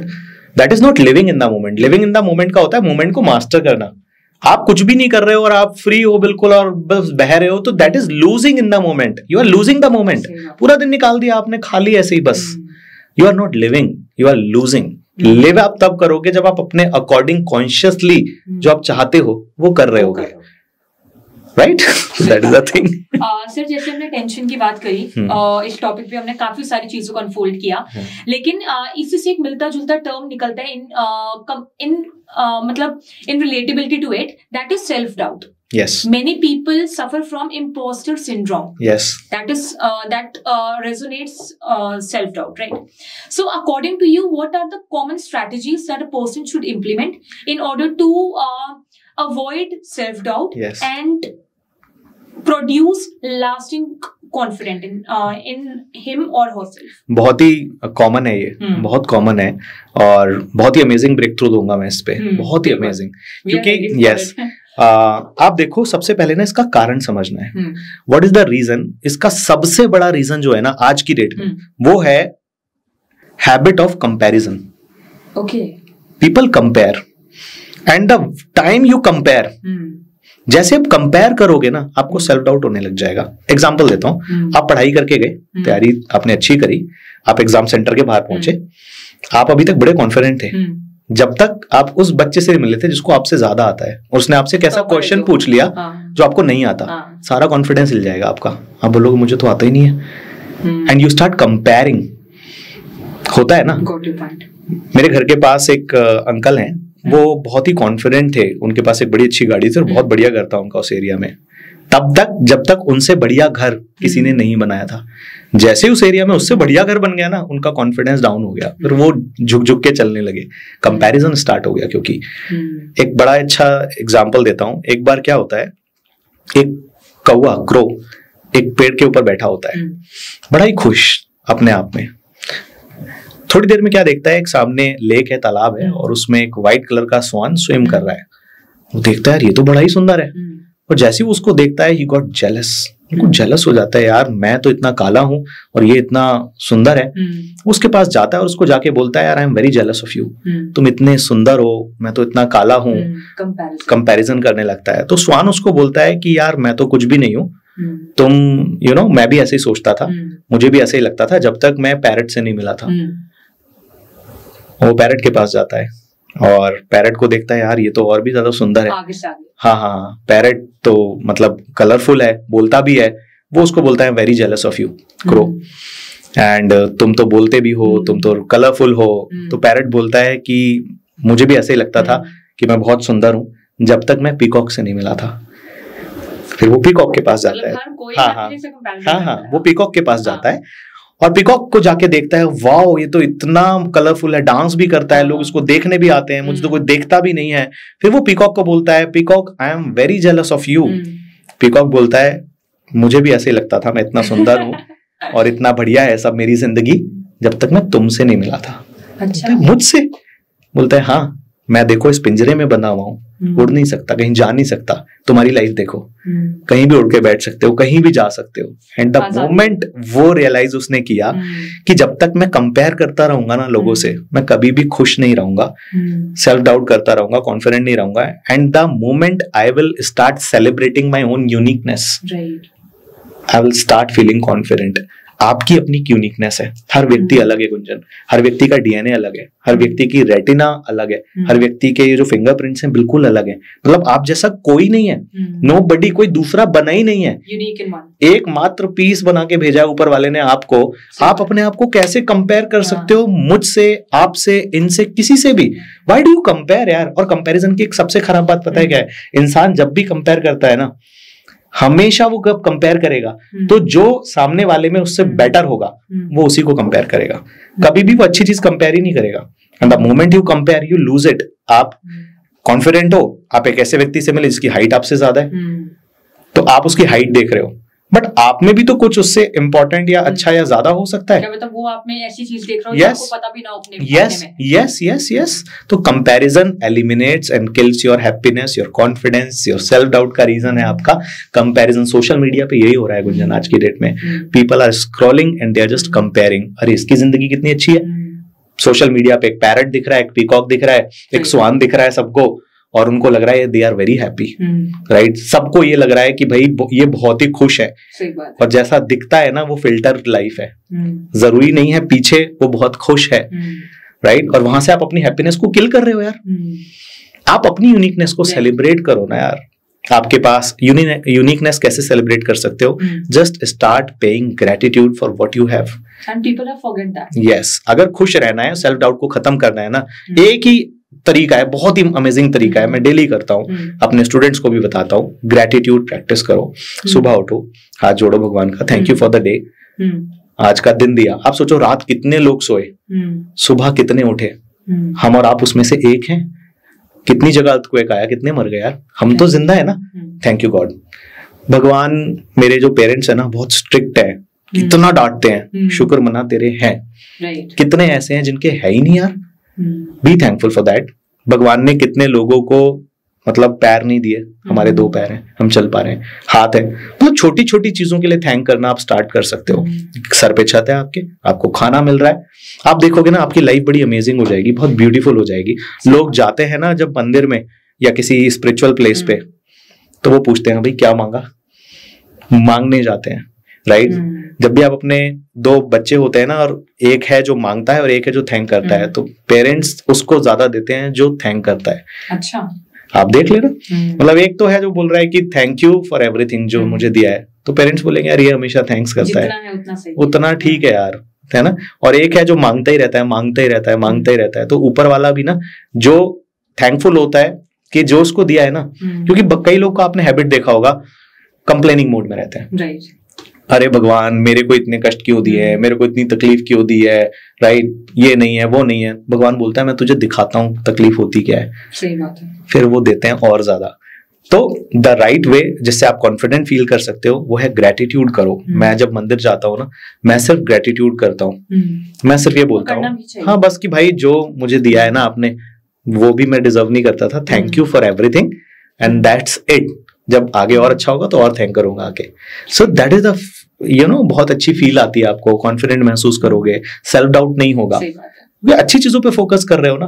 Complaining mode में तो आप कभी भी operate नहीं कर सकते, नहीं कर सकते आप। जैसे काफी लोग यही कंप्लेन करते रहते हैं कि मेरे पास टाइम नहीं है। Yes, right. यस, अगर आप सुबह उठ के ज्यादा से ज्यादा नहीं तो 10 सेकंड से लेकर 15 सेकंड अगर आप एक थैंक यू बोल दें, यस, तो your life can change. People have forgotten, they have forgot to be grateful. Yes, अरे आप बताओ गुंजन, थैंकफुल होने के लिए टाइम कहाँ चाहिए? मतलब कहाँ टाइम चाहिए? आप मैं आपको बताता हूँ, अभी मैं आपको बताऊं, कल हम लोग एक शादी में थे, वहां पे शादी में हमें एक बहुत ही अच्छी सी डिश थी, कुछ सैलेड था, वो दिया। मैंने बोला बहुत बढ़िया भैया, थैंक यू। कितना टाइम लगा? आप ऑटो से उतरे, ऑटो वाले को बोल दो थैंक यू भैया मुझे छोड़ने के लिए यहाँ पर। मतलब डेली लाइफ में आप हर किसी को थैंक कर सकते हो। मैं करता हूँ इसको, किसी को भी छोटा ना समझे। यस, मैं अभी अपने घर से 5th फ्लोर पे मेरा फ्लैट है, मैं नीचे उतरा, गाड़ी में बैठा, मेरी वाइफ का फोन आया, सुमांशु गाड़ी में कोई चीज है वो गार्ड को दे दो, बोल दो ऊपर दे देगा। मैंने गार्ड को दी, मैं बोला थैंक यू भाई। तो थैंक यू बोलने में कितना टाइम लगता है यार? टाइम नहीं, इट्स हैबिट। ये हैबिट है जो आप हर दिन करोगे वही बन जाएगी, आदत बन जाएगी, वो आदत बन जाएगी, वो आदत बन जाएगी। और लोग बोलते हैं कि क्यों थैंक यू बोलूं, मैंने तो पैसा दिया उसको, उसका तो काम है। You are emitting wrong energies, आप गलत एनर्जीज डाल रहे हो, वही मिलेगा आपको। क्योंकि यूनिवर्स तो मैंने बताया कैसे ऑपरेट करता है, जैसे एनर्जी दोगे वैसे ही होने लग जाएगा। तुम्हें भी लोग ऐसे ट्रीट करेंगे, तुम्हें भी लोग कोई थैंक यू नहीं बोलेंगे, बोलेंगे तू कौन सा एहसान कर रहा है। तो ये वाली बात है, सबको हर चीज याद रहती है, सब याद रहती है, राइट। सर कुछ सिचुएशंस हैं जो 2 से 3 सिचुएशंस हैं जो मैं आपके सामने रखूंगी, and I will ask that what is your stance upon that. Okay, so the very first situation here is that if peak performance had a dark side, so what would it be and how can someone avoid falling into it? Dark side अगर peak performance की हो सकती है तो over workaholic कोई हो सकता है शायद कि अच्छा, पागल हो रखा है अपने काम के लिए। हाँ, ये करना है मतलब एक वर्क लाइफ बैलेंस होना बहुत ज्यादा इंपॉर्टेंट है। मतलब ठीक है कुछ आपको अचीव करना है, but I think money is not the only thing, your work is not the only thing. काम के साथ साथ आपका जो पीस है, जो आपका हैप्पीनेस है, जो आपका सेल्फ केयर है, वो भी तो बहुत मैटर करता है। अभी एक बड़ी वो वायरल हो रही है कि L&T के एक टॉप पोजीशन पे व्यक्ति हैं जिन्होंने बोला है कि भाई एक व्यक्ति को 90 घंटे काम करना चाहिए, 90 घंटे काम करना चाहिए। हाँ, आई डोंट नहीं, तुम अपनी वाइफ को दिन भर कैसे देख सकते हो, राइट? तो भाई जिसकी है नहीं देखने वाली वो शायद नहीं देख पाएगा, जिसकी होगी वो देखेगा, राइट? ये बहुत पर्सनल चीज है। और मेरा इस पे ये है कि मुझे ऐसा लगता है कोई व्यक्ति अगर अपने काम को एंजॉय कर रहा है तो उसको 100 घंटे में भी पता नहीं लगेगा। सही बात है। अगर वो अपने काम को एंजॉय नहीं कर रहा ना, उसको 10 घंटे भी भारी पड़ेंगे। इट्स ऑल अबाउट आप कितना एंजॉय कर रहे हो काम को। वो अगर अपने काम को एंजॉय कर रहे हैं तो उनको टाइम घड़ी देखनी नहीं पड़ेगी। If you are not loving your work तो तुम अपना टाइम ही देखते रहोगे, कब खत्म होगा, कब जाऊंगा। तो ऐसा काम करो जिसको आप एंजॉय करो, है ना? Either start loving your work और स्टार्ट फाइंड अ वर्क जो तुम्हें अच्छा लगता है। अगर कोई काम कर रहे हो अच्छा नहीं लग रहा, क्यों टाइम वेस्ट कर रहे हो यार? क्यों पड़े हुए हो उसमें? निकलो वहां से, दूसरा कुछ शुरू कर लो। Don't waste your time in that, क्योंकि उससे ना वो काम भी खराब करोगे और अपनी जिंदगी भी खराब करोगे। सही बात है। तो ऐसा करो ना जिसमें मजा आता है तुमको। अभी नहीं आ रहा, ठीक है, मतलब अभी नहीं है वो काम, लेकिन कर लो, करते रहो, कर लो। हाँ, राइट। तो वो वाली बात है। और आपका सवाल था, मैं भूल गया कि अगर पीक परफॉर्मेंस की कोई ये, हाँ, तो यही हो सकती है कि मतलब इतना वर्कोहॉलिक भी मत हो जाओ कि जो अपनी सेल्फ केयर है, जो आपको करना अच्छा लगता है ना, प्रोडक्टिविटी उससे आती है। It is not about working hour, it is about quality of the time जो आप काम कर रहे हो। अब दिखाने के लिए कोई बैठा हुआ है ऑफिस में कर रहा है, बट वो प्रोडक्टिविटी नहीं आएगी उसकी, दिमाग में कुछ और चल रहा है। बट एक व्यक्ति है, मतलब मैं आपको एक एग्जांपल देता हूँ बहुत अच्छा। एक व्यक्ति था सुरेश, जो अपने सेठ जी के पास बार बार जाता था और बोलता था कि मैं आपके यहाँ पर इतनी मेहनत करता हूँ, पेड़ काटने का काम करता हूँ और मेरी सैलरी बढ़ा दो। वो सेठ उसकी सैलरी नहीं बढ़ाता था, कई महीने हो गए। वहां पर एक नए व्यक्ति की ज्वाइनिंग हुई, रमेश की, और उसकी अगले महीने सैलरी बढ़ा दी। उसको बड़ा गुस्सा आया। अच्छा। उसके पास गया, सेठ के पास, बोले मैं आपको इतने समय से बोल रहा हूँ सैलरी बढ़ाओ, मेरी तो बढ़ाई नहीं, इसकी आपने बढ़ा दी। तो ये तो गलत बात है। वो बोलता है यार देख, काम वो जल्दी भी चले जाता है, जबकि घर मैं तो लेट काम करता हूँ, पूरा 12 घंटे करता हूँ, वो तो 5-6 घंटे में निकल जाता है। तो सेठ बोलता है उसको कि यार देख, तू एक महीने में ना 15 पेड़ काटता है और वो एक महीने में ना 30 पेड़ काटता है। काम भले ही वो तुझसे कम करता है, लेकिन उसकी जो प्रोडक्टिविटी है ना वो तेरे से ज्यादा है, इसलिए उसकी सैलरी मेरे को बढ़ानी पड़ी। फिर वो उसके पास जाता है, रमेश के पास, कि यार ऐसा क्या करता है तू कि मैं कम समय में मुझसे ज्यादा कर देता है। तो वो उससे पूछता है तूने आखिरी दफा अपनी कुल्हाड़ी पर धार कब लगाई थी? तो बोलता है मेरे को तो याद भी नहीं। तो बोलता है कि मैं 5 घंटे काम करने के बाद जब घर जाता हूँ ना, तो बाकी के 5 घंटे कुल्हाड़ी पे धार लगाता हूँ। मैं अपने आप को प्रिपेयर करता हूँ, अपने स्किल को शार्प करता हूँ, मैं प्रैक्टिस करता हूँ, तब मेरी प्रोडक्टिविटी आती है। तो अपने खाली समय के अंदर आप अपने आप को कैसे प्रोडक्टिव बना सकते हो, किताब पढ़ के, कुछ नया सीख के, वो काम आप करना शुरू करो। Quality over quantity, that's the thing. मतलब मैं तो आज की डेट में अपने पर्सनल कुछ टाइम जरूर निकालता हूँ अपने ग्रोथ सीखने के लिए, अलॉन्ग विद दैट एंजॉय करने के लिए। मतलब मैं क्रिकेट खेलना मुझे बहुत अच्छा लगता है, तो मैं वो करता हूँ, जिम जाता हूँ, अपनी बेटी के साथ में टाइम स्पेंड करता हूँ, अच्छी अच्छी जगह एक्सप्लोर करते हैं हम लोग कि चलो यहाँ जाते हैं। यस, ट्रैवल करो, अच्छी अच्छी जगह पर जाओ। तो बस वही डार्क साइड हो सकती है कि सब कुछ भूल के आप काम में ही लगे हो, ओवर वर्कोहॉलिक, फैमिली को टाइम नहीं। मतलब मैं इसमें, हाँ, एक एग्जांपल याद आ रहा है कि मतलब आप बताइए कि एक व्यक्ति है जो सुबह उठता है, 5 बजे फ्लाइट होती है क्योंकि उसकी बिजनेस करता है, बच्चा सो रहा होता है, रात को आता है 12 बजे, बच्चा सो चुका होता है, 1 महीने बाद वो बच्चा आपको अंकल बोले। तो ऐसे टाइम का फायदा क्या है? मतलब ऐसे काम का क्या फायदा जब अपनी फैमिली के लिए टाइम ही नहीं है आपके पास? तो real success is not about how much money you have in your account, real success is about how much time you have for your family, for your loved ones and for yourself. काफी लोग पैसों की वजह से family को time नहीं देते हैं। Yes. That is a very main aspect. Yes. Okay, so the second situation here is that if you had to train someone to deliver an impactful speech in 24 hours, like in one day. So what shortcuts in the other way I would say कि क्या क्या aspects हैं जिन पर आप उन 24 घंटों पर काम करेंगे ताकि वो जो स्पीच है वो और इम्पैक्टफुल बन सके? यस, इसमें देखो पहली बात तो जितना ज्यादा टाइम आपके पास होगा उतना अच्छा होगा, बट अगर आपको पता लगा है कि 24 ही घंटे एक दिन है, सो मैं बोलूंगा तैयारी करो, है ना, अपनी प्रेजेंटेशन रेडी करो, प्रिपेयर। देखो preparation is the only thing. अब जो आपके पास बचिएगा 24 घंटे हैं तो आप जो पहले तो वहां डिलीवर करने जा रहे हो ना, उसको आप की पॉइंट्स जरूर बना लो। सबसे इंपॉर्टेंट है की पॉइंट्स, क्योंकि मान लीजिए आपको पता है कि मेरे पास आधा घंटा 1 घंटे मुझे डिलीवर करना है, तो क्या कर सकते हो आप, की पॉइंट्स बना सकते हो। मतलब एक घंटे के वेबिनार के या सेमिनार के फेजेस होते हैं। अगर आप जाते ही सीधे डिलीवर करना शुरू कर दोगे ना, तो वो भी बात नहीं बनने वाली है, अच्छा नहीं लगेगा, वो अच्छा भी नहीं लगेगा और कोई सुनेगा भी नहीं आपको, या अटेंशन ही नहीं होगी लोगों की आपकी तरफ। ठीक है, तो फेजेस क्या होते हैं? सबसे पहला फेज होता है इंट्रोडक्शन का फेज, कि आप अच्छे से इंट्रोड्यूस करेंगे। दूसरा होता है रैपो बिल्डिंग। रैपो बिल्डिंग मतलब जो ऑडियंस सुनने आई है ना, वो आपसे कनेक्ट करे। Rapport, trust, connectivity. अभी कनेक्ट ही नहीं है, अब ब्लूटूथ कनेक्ट नहीं होगा तो ट्रांसफर नहीं होगा ना डेटा। सही बात है। अब वो ऑडियंस से कनेक्ट नहीं होगा तो ट्रांसफर जो भी आप करोगे वो होगा ही नहीं ना। लोग अपने में लगे हुए हैं, तो वो कनेक्ट बनाना पड़ेगा, और उसके तरीके होते हैं। पावरफुल क्वेश्चंस पूछ के आप कनेक्ट बनाएंगे, वो लंबा वे है। खैर, स्पीच के अंदर क्वेश्चंस रख सकते हैं। स्पीच शुरू करने से पहले के जो 10 मिनट हैं, वहां रैपो बिल्डिंग क्वेश्चन से ही होती है। लेकिन काफी लोग बोलते हैं कि स्पीच में आप क्वेश्चन ऐड नहीं कर सकते। देखो, लोगों को एंगेज करने का सबसे बढ़िया तरीका है आस्किंग क्वेश्चंस। सबसे बढ़िया तरीका है आस्किंग द राइट क्वेश्चंस। सबसे पहले, जैसे मैं कभी वेबिनार करता हूँ, सेमिनार शुरू करता हूँ, तो मैं सबसे पहला सवाल ये पूछता हूँ, जी क्या हालचाल है, कैसे हैं आप सब लोग? तो वहां से रिस्पॉन्स आता है, बहुत बढ़िया है सर। तो अभी मैं पूछूं ही नहीं और डिलीवर करना शुरू कर दूं, तो क्या है, वो वहां पर जाएगी नहीं वो चीज। मेरा वेबिनार होता है, जैसे ऑनलाइन होता है, मैं पूछता हूँ कौन से शहर से हो, तो लोग टाइप करना शुरू करते हैं, है ना, रेडी हो आज के इसके लिए, यहाँ से तो डाल, तो एंगेज होना शुरू हो गए ना, है ना। तो अच्छा, सबसे पहले before we start learning about public speaking, I want to ask कि what is the major challenge you are facing in public speaking. सवाल है ये।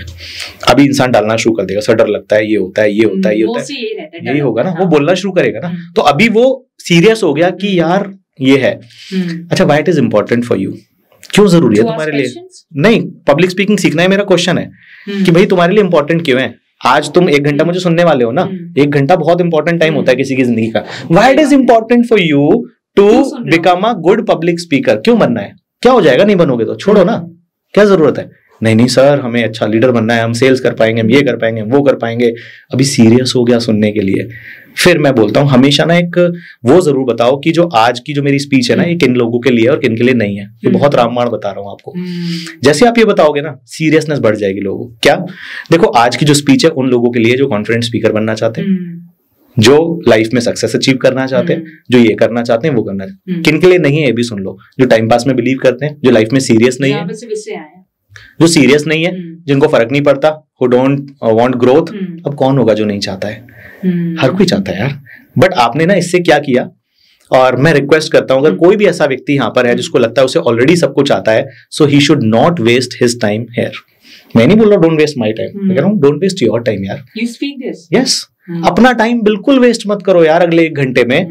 अगर आपको लगता है कि आपको पहले से सब कुछ आता है, क्योंकि ज्यादातर लोग जो ऑडियंस में बैठे होते हैं ना, वो ये सोच के बैठे होते हैं ये हमें क्या बताएगा, हम तो पहले से सब कुछ जानते हैं, हम सिकंदर हैं। तो आप उनको चैलेंज कर दो कि अगर कोई यहाँ ऐसा व्यक्ति है जिसको लगता है वो पहले से ही सब कुछ जानता है, तो आज का ये जो प्रोग्राम है, ये जो क्लास है, उनके लिए नहीं है। हालांकि मैं अगर अपने बारे में आपको बताऊं तो भाई, मैं आज भी, मेरे पास ये है, ये है, ये है, ये है, इतना एक्सपीरियंस, बट फिर भी मुझे लगता है कि मुझे सीखने की जरूरत है, और मुझे लगता है मुझे सब कुछ नहीं आता है। क्योंकि जिस दिन आपको ये लगने लगेगा आपको सब कुछ आता है, आपका पतन वहां से शुरू हो जाता है। तो अब बताओ, इंटरैक्शन आपने बना लिया, मैंने कुछ भी डिलीवर नहीं किया अभी। अब आप मुझे बताओ, कितने लोग यहाँ पर बोलते हैं कि अगला 1 घंटा आपके लिए है सर, मैं तो दिस इज द, आपने अथॉरिटी ले ली, आपने लीड कर लिया, एक्सेप्टेंस ले ली, ठीक है ना, सारा सब कुछ बढ़िया से करके ना। अब यहाँ तो सेट कर दिया ना आपने, गेम सेट कर दिया ना आपने। कोई बाहर जाके बोले, मान लो अगर किसी के दोस्त से पूछा तुम गए थे उस सेमिनार में, और वो बोले कि मैं गया तो था लेकिन मन नहीं था, तो वो ये बोलेगा कि उन्होंने तुमसे तुम्हारी एक्सेप्टेंस मांगी थी, नहीं मांगी? मैं तो हाँ बोली थी, मैं तो हाँ बोली थी, ना बोल देते। हाँ बिल्कुल बिल्कुल। सो इफ यू आर, मतलब आपको लगता है आज हम जो डिस्कस, फिर अगला फेज है अपने टॉपिक्स बता दो। आज जो हम बात करने वाले हैं ना, हम 4 चीजों पे, हमारा जो एजेंडा, उसको बोलते हैं एजेंडा। ऑडियंस को एजेंडा बता दो। आज का जो अपना एजेंडा है ना, वो ये है कि हम ये करेंगे, ये करेंगे, ये करेंगे, और एंड में फिर अगर आपका कोई क्वेश्चन होगा तो अपन ले लेंगे। एजेंडा बता दिया। एजेंडा से ना और सीरियस हो जाता है इंसान कि अच्छा यार ये बताया जाएगा, ये बताया जाएगा। आप आए सीधे लगे बताने, दोस्तों पब्लिक स्पीकिंग में अच्छा करने के लिए पहले ये करें, फिर ये करें, वो करें, हमें तो पता है सारा सब कुछ, तो ये नहीं चलेगा, है ना। और एंड में अब फिर आप डिलीवर कर दो जो आपका पार्ट है, जो आपने 4-5 पॉइंट बनाए हैं अपने, एंड उसके बाद फीडबैक जरूर लीजिए। नाउ कैसा महसूस कर रहे हो आप लोग, how are you feeling now, and after that उनको फीडबैक जरूर ले लीजिए उनसे। तो ये एक सही तरीका होता है एक स्पीच को डिलीवर करने का। तो इसमें क्या हो गया, आप प्रिपेयर कर लो कि पहले ये बोलना है, फिर ये बोलना है, फिर मेरा कंटेंट डिलीवर करूंगा, फिर ये करूंगा। दिमाग में बिठा लो, लिख लो, पॉइंट्स बना लो, इट्स ओके। पीपीटी अगर बना सकते हो, चल रही है वहां पे पीपीटी का कोई जुगाड़ है तो बहुत ही बढ़िया है, क्योंकि कंटेंट फिर भूलोगे नहीं। पीपीटी है ना साथ में पीछे, वो चल रही है आपके, तो भूलने नहीं वाले। क्योंकि यार कोई भी ह्यूमन बीइंग ना सब कुछ याद नहीं रख पाता। कई बार ऐसा होता है हम सोचते हैं हम याद रख लें सब कुछ, कोई दिक्कत नहीं है। आप अपने मोबाइल फोन में पीडीएफ पीपीटी रख लो, उसमें से देख लो, इट्स कम्प्लीटली ओके। ऐसा कोई अपनी इंप्रेशन जमाने के लिए ना जरूरी नहीं है कि मैं तो देखूंगा ही नहीं कुछ भी, मैं रखता हूँ, कोई प्रॉब्लम नहीं है, नॉर्मल है। हाँ नॉर्मल है कि अगर मुझे अगला पॉइंट देखना है कि क्या है तो आप देख लो, उसमें से अच्छा ये है, इट्स ओके, आप बताओ। फिर इतना स्ट्रिक्ट पोस्चर नहीं रखना। हाँ नॉर्मल रहो, और मतलब हर चीज देख के मत पढ़ो। मतलब पूरा कई लोग ना लिख के ले जाते हैं, है ना, to the principal I beg to say that this, तो वो नेचुरल नहीं लगेगा फिर आपका। तो बस मेन पॉइंट्स रख लो, फिर मेन पॉइंट देख लिया आपने, फिर उस पर नेचुरली बोलो जो आप तैयारी करके गए हो, सोच के गए हो, दैट्स इट। सर एक क्वेश्चन, जैसे बीच में लोग बोलते होंगे सर एक क्वेश्चन हैंड रेज करके, तो एक क्वेश्चन आपसे रहेगा, जैसे हम बात करें स्पीचेस की, तो जैसे मैंने 24 आवर्स की बात करी, तो अगर हम 24 आवर्स को डिवाइड करना चाहें, पहले सबसे पहले कंटेंट लिखोगे, उसके बाद आप उसको प्रैक्टिस भी करोगे कुछ टाइम। तो अगर मैं आपसे पूछूं दैट आउट ऑफ 100% आपको कितना % कंटेंट डिलीवर करने में टाइम लगाना चाहिए, मतलब कंटेंट पूरा रेडी करने में, और कितना टाइम आपको प्रैक्टिस करने में लगाना चाहिए, तो कितना % रहेगा? देखो ये डिपेंड करता है पर्सन टू पर्सन, किसकी एबिलिटी कितनी है। आप दोनों पर्सन में बता दीजिए। हाँ। किसी का पर्सन का कम एबिलिटी है, आपका जो ज्यादातर टाइम लगना चाहिए, मतलब मुझे लगता है प्रैक्टिस करने में लगना चाहिए। जितना जल्दी आपका, हाँ मतलब ज्यादा टाइम जो लगे वो 60-70% प्रैक्टिस में लगाओ। जितना जल्दी आपका कंटेंट बन जाएगा उतना जल्दी आप प्रैक्टिस कर पाओगे उसको। मतलब अगर आपने 2-3 घंटे में कंटेंट बना लिया तो जो बाकी का टाइम है उसको फिर रिवाइज करते रहो, प्रैक्टिस करते रहो। अब मतलब आपने पूरा ही टाइम सिर्फ कंटेंट क्रिएट करने में लगाया, मान लो अपनी पीपीटी, प्रैक्टिस करने का टाइम नहीं मिला आपको, तो फिर वो इतना फ्लुएंट नहीं निकलेगा। मतलब इवन मैं भी अगर अपने YouTube वीडियोस के लिए कंटेंट बनाता हूँ तो मैं, अगर मुझे कंटेंट बनाने के लिए 3 घंटा या 4 घंटा लगाए तो मैं फिर 2 दिन उसको खुद ही गो थ्रू करता रहता हूँ। 2 दिन आप लगाते, मतलब जब भी मुझे टाइम मिलता है ना 2 दिन में, 1 घंटा या 2 घंटा, आई जस्ट रिवाइज इट। मतलब अपने मन में बोलता हूँ कि मैं क्या डिलीवर कर रहा हूँ। जो मुझे एक्चुअल में डिलीवर करना है ना, वो मैं अपने मन में ना डिलीवर कर चुका होता हूँ 2-3-4 बार। तब वो इम्पोर्टेंट भी है। हाँ मतलब माइंड बहुत फैमिलियर हो गया ना फिर उसको लेके, आपको याद भी हो गया। और फिर जब आप जाके डिलीवर कर, ऐसा नहीं मैं पहली बार में नहीं कर सकता हूँ, कर सकता हूँ, बट मैं सोच रहा हूँ जब मैं दे रहा हूँ तो फिर अच्छा जाना चाहिए। अगर मैं मतलब वही रहता ना, कुछ लोग होते हैं कि अगर या तो मैं अगर स्पीच या कहीं भी कुछ डिलीवर कर रहा हूँ कंटेंट, तो या तो वो सबसे बेस्ट हो या फिर मैं दूं ही ना। हाँ, and that is a very right point कि बट इसमें गुंजन ना एक चीज है, कभी भी ना परफेक्शन को चेज ना करें। कई बार क्या होता है ना, बेस्ट बनने के चक्कर में ना हम बना ही नहीं पाते video. That was one of my thought. Perfection chase जब आप करने लगोगे ना, कई लोगों का यूट्यूब चैनल, इंस्टाग्राम इसीलिए शुरू नहीं हो पा रहा क्योंकि अभी बेस्ट वीडियो नहीं बना उनका। यार बेस्ट वीडियो नहीं बनेगा जब तक खराब नहीं बनेगा। अभी जैसे भी हो शुरू कर दो ना। परफेक्शन का सिंड्रोम कभी भी, मतलब परफेक्ट तो कोई है ही नहीं ना, कौन है परफेक्ट? कोई भी परफेक्ट नहीं है। परफेक्शन की वजह से ही हम स्टेप नहीं ले पाते। और परफेक्शन की डेफिनेशन क्या है, मतलब आप परफेक्ट बनोगे कैसे? बैठे रहोगे बिना वीडियो बनाए तो परफेक्ट बन नहीं पाओगे। गलतियां करके परफेक्ट बनोगे आप। तो गलतियां करना शुरू करो, परफेक्ट बनना ही नहीं है। Perfection is a myth. Virat Kohli perfect है क्या? देख लो अभी आप उसकी फॉर्म, वो रोहित शर्मा परफेक्ट है क्या? परफेक्ट वो भी नहीं है, वो भी आउट होते हैं यार। अच्छा, आज भी परफेक्ट कहाँ, वो खुद बोलते हैं वी आर नॉट परफेक्ट। कहाँ परफेक्ट है? अभी कितनी स्ट्रगल से गुजर रहा है विराट कोहली और रोहित शर्मा, कहाँ परफेक्ट है? मतलब कौन भगवान बोलते हैं आई एम नॉट परफेक्ट, प्रभु श्री राम बोलते हैं आई एम नॉट परफेक्ट, है ना? कौन पर उनके भी गुरु होते हैं, वो भी सीखते हैं। तो परफेक्ट कोई नहीं है। परफेक्ट जिस दिन आप बन गए उस दिन आप सीखना बंद कर दोगे। अब तो कुछ बचा ही नहीं ना, अब तो परफेक्ट हो आप। तो मैं कभी नहीं मानता कि कोई भगवान ही बन गए, फिर तो भगवान ही बन गए ना। आप परफेक्ट कैसे हो सकते हो? How you can be perfect? Always there is a scope for growth, learning, improvement का ग्रोथ स्कोप हमेशा होता है। तो आप ये मानो भाई परफेक्शन हमें चेज करना ही नहीं है, हमें सिर्फ बेटर बनना है। इसीलिए मेरी सीरीज का नाम है चलो परफेक्ट नहीं बेटर बनते हैं। परफेक्ट बनना ही नहीं है यार, सही बात है। परफेक्ट क्यों बनना है तुमको? तुम्हें बेटर बनना है। जो तुम हो ना उससे थोड़ा सा बेटर बन जाओ, अगले दिन और बेटर बन जाओ, फिर बेटर बन जाओ। 365 दिन बाद तुम 365x बेटर हो चुके होगे, हर दिन थोड़ा थोड़ा। दिक्कत यही है ना, इंसान को वेट लूज करना है 10 किलो 1 महीने में, या फिर वो हो नहीं सकता मतलब तुरंत चाहिए, हो नहीं सकता। लेकिन अगर आप डिटरमिनेशन लगाओ, हाँ वो हो जाएगा। बट ये है कि अगर थोड़ा थोड़ा एक्सरसाइज करते रहोगे ना तो वो 10 किलो बढ़ेगा ही नहीं तुम्हारा। You will be one step closer. Yes, one step closer. जैसे आपने कहा ना कि जब आप किसी चीज को सोच रहे हो, अगर आपके दिमाग में कोई आइडिया आया, if I talk about business specifically, तो अगर आपके दिमाग में कोई आइडिया आता है तो you have to just implement it. Yes. और वही मैंने थ्रू आउट किया है। जब से मैं कॉलेज भी मैंने शुरू किया अपना, तब से मुझे थॉट आया कि मुझे अपना कुछ चॉकलेट के रिलेटेड कुछ करना है। ठीक है, मैंने चॉकलेट का अपना बिजनेस खोला, नहीं चला, it is another thing. Learning, that's a learning. मैंने एक्सेल चलाया, नहीं चला, आई स्टॉप्ड इट बिकॉज मेरा उसमें इंटरेस्ट उतना नहीं आया और मुझे नहीं लगा कि मैं उसको लॉन्ग रन पे ले जा सकती। राइट, शायद वो आगे जाके राइट, ठीक है। उसके बाद मुझे इसमें इंटरेस्ट आया, आई स्टार्टेड इट। मैंने ये नहीं सोचा कि कल मैं लूंगी। जब मैंने इंटरेस्ट आया, I started with a phone. मैं आपको बताऊं, मैंने फोन से मैंने एक पॉडकास्ट अपने फोन से शूट किया, मैं आपको बताऊं। लेकिन वो जो भी, क्योंकि फोन से इतना आईफोन का स्टोरेज का आपको पता है, तो ये मैंने नहीं सोचा कि पहले मैं कैमरा लूंगी, पहले मैं सारे इक्विपमेंट्स लूंगी, फिर शुरू करूंगी। शुरू किया, 2 महीने बाद कैमरा भी ले लिया जब नीड लगी। तो वो चीज है कि अगर आप कोई आइडिया सोच रहे हो तो यू हैव टू इम्प्लीमेंट। देखो गुंजन, जब कोई डेस्टिनेशन से हम गाड़ी लेके एक दूसरे डेस्टिनेशन के लिए निकलते हैं ना, तो उसकी जो हेडलाइट है वो वहां तक का रास्ता नहीं दिखाती है, वो सिर्फ 100 और 200 मीटर दिखाती है। अब आप बोलो कि यार जब तक ये वहां का रास्ता मुझे नहीं दिखाएगी मैं तो चलूंगा नहीं, तो आप वहीं रह जाओगे। अगर आप 100 मीटर 200 मीटर आगे बढ़ोगे तो अगला 200 मीटर खुद नजर आएगा। सही बात है। तो चलना तो शुरू कर दो ना, तो दिखने लग जाएगा। और अगर आपको थोड़े टाइम में समझ में आ जाएगा whether this is my cup of T और नॉट, फिर आप एक्सपेरिमेंट करो। करने से ही पता लगती हैं चीजें, बैठने से सोचते रहने से कुछ भी नहीं होगा। सही बात है, करने से ही होता है। सर जैसे आपने बात करी अपने कंटेंट की, अपने रील क्रिएशन की, राइट? तो अगर मैं आपके बारे में बात करूं तो सोशल मीडिया पर personal branding is a very big term, right? अभी हाल ही में मिस्टर निखिल कामत जी, जिन्होंने अपनी पर्सनल ब्रांडिंग की वजह से, जितना समझ पा रही हूं मैं, अपनी पर्सनल ब्रांडिंग की वजह से उन्होंने पॉडकास्ट ले लिया mister Narendra Modi, Shri Narendra Modi ji, and that was only because कि उन्होंने अपनी पर्सनल ब्रांडिंग को कैसे करना है वो सीख लिया और वो समझ लिया। तो मेरा अगला प्रश्न जो है आपसे वो इसी पर आधारित है कि आजकल लोगों को पर्सनल ब्रांडिंग, अपना पर्सनल ब्रांड बनाने में काफी दिक्कतों का सामना करने को मिलता है।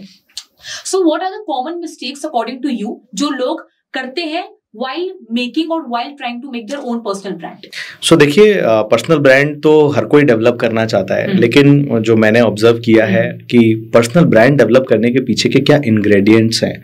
तो पर्सनल ब्रांड, एक तो ये है कि पर्सनल ब्रांड हम कोई स्ट्रेटेजी लगाएं कि हम ऐसा करेंगे या हम वैसा करेंगे। एक है पर्सनल ब्रांड के पीछे की साइकोलॉजी को समझिए। पर्सनल ब्रांड का मतलब क्या है? ब्रांड का जो मतलब होता है वो होता है ट्रस्ट, विश्वास। मतलब टाटा अगर आज ब्रांड है तो लोग ट्रस्ट करते हैं उसके ऊपर ना, तो ब्रांड का मतलब है ट्रस्ट।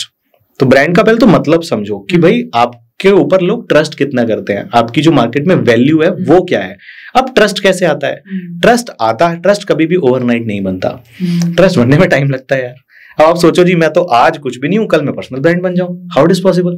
ट्रस्ट बनने में टाइम लगता है। टाटा, माइक्रोसॉफ्ट, एप्पल, ये जितने भी बड़े बड़े ब्रांड्स है ना, ये ओवरनाइट ब्रांड नहीं बने। So you have to understand one thing, building and creating a personal brand takes time. Brand को खत्म होने में टाइम नहीं लगता है, इमेज आपकी खराब होने में टाइम नहीं लगेगा, एक रात में खराब हो जाएगी, एक मिनट में खराब हो जाएगी, बनाने में टाइम लगेगा। पेड़ को बड़ा होने में टाइम लगता है, काटने में तो टाइम ही नहीं लगता। डिस्ट्रक्शन में कोई टाइम नहीं लगता, कंस्ट्रक्शन में टाइम लगता है। पहाड़ पे गाड़ी चढ़ाओगे बहुत टाइम लगेगा, उतरने में टाइम ही नहीं लगता है। वो कहते हैं ना कि आप अपना, जब आप एक पर्सनालिटी डेवलप करते हैं, अब अपना एक पर्सोना डेवलप करते हैं, वो उसको शायद काफी टाइम लग जाए, राइट, कितने साल भी लग सकते हैं, कितने महीने लग सकते हैं, लेकिन किसी चीज पर आपकी पर्सनालिटी या आपकी इमेज पर दाग जब लगता है, तो उसमें एक सेकंड का भी कुछ भी नहीं लगता उसके अंदर। तो पहली तो ये चीज समझनी होगी कि किसी भी व्यक्ति को अगर पर्सनल ब्रांड बनना है तो it is not a overnight game. आपको बहुत लंबे समय तक कुछ अच्छा करना होगा, राइट, और बातों से नहीं होगा, एक्शन से होगा। तो कैसे ट्रस्ट डेवलप होता है? जब आप लंबे समय तक अपने कस्टमर्स को वैल्यू दोगे, उनकी प्रॉब्लम सॉल्व करोगे, सर्विस आफ्टर सेल्स आपकी अच्छी होगी, और वही एक फंडा, अंडर प्रॉमिस ओवर डिलीवरी। अब कुछ लोग हैं जो झूठे वादे कर देंगे, ठीक है, बेचने के लिए कुछ भी बेच देंगे, है ना, पैसा कमाने के लिए कुछ भी कह देंगे। अल्टीमेटली तो आपका मार्केट में रिव्यू जो है वो आपका ब्रांड बनाता है। लोग आपके बारे में क्या कहते हैं, सबसे बढ़िया जो ब्रांड बनाने का तरीका है, लोग आप अपने बारे में क्या बोलते हैं मैटर नहीं करता, लोग आपके बारे में क्या बोलते हैं मैटर करता है। अब लोग तो आपके बारे में वही बोलेंगे जैसा उन्होंने एक्सपीरियंस किया है। अब आपके साथ उनको हमेशा चीटेड महसूस हुआ है तो वो चीटेड ही बोलेंगे, अगर उनको खराब महसूस हुआ है खराब बोलेंगे, आपकी सर्विस अच्छी नहीं थी तो वो खराब बोलेंगे। तो आपको ये फोकस करना है कि लोग आपके बारे में कैसे अच्छा बोलना स्टार्ट करें। वो तब बोलेंगे, आप कब बोलते हैं लोगों के बारे में अच्छा? जब आपको किसी से वैल्यू मिले, ट्रस्ट होता है, अच्छी सर्विस मिलती है, तब अच्छा बोलते हैं। सिंपल सीधी सी बात है। तो आप ना कस्टमर को ध्यान में रखो, लोगों को ध्यान में रखो कि उनको आपको वैल्यू देनी है। एक टेक्निक होती है जिसको हम PVR टेक्निक बोलते हैं। PVR टेक्निक क्या होती है? कोई भी व्यक्ति जो आपको पैसा देगा, वो भाई पैसा किसी पेड़ पे तो उगता नहीं है कि कहीं से आप तोड़ लाओगे।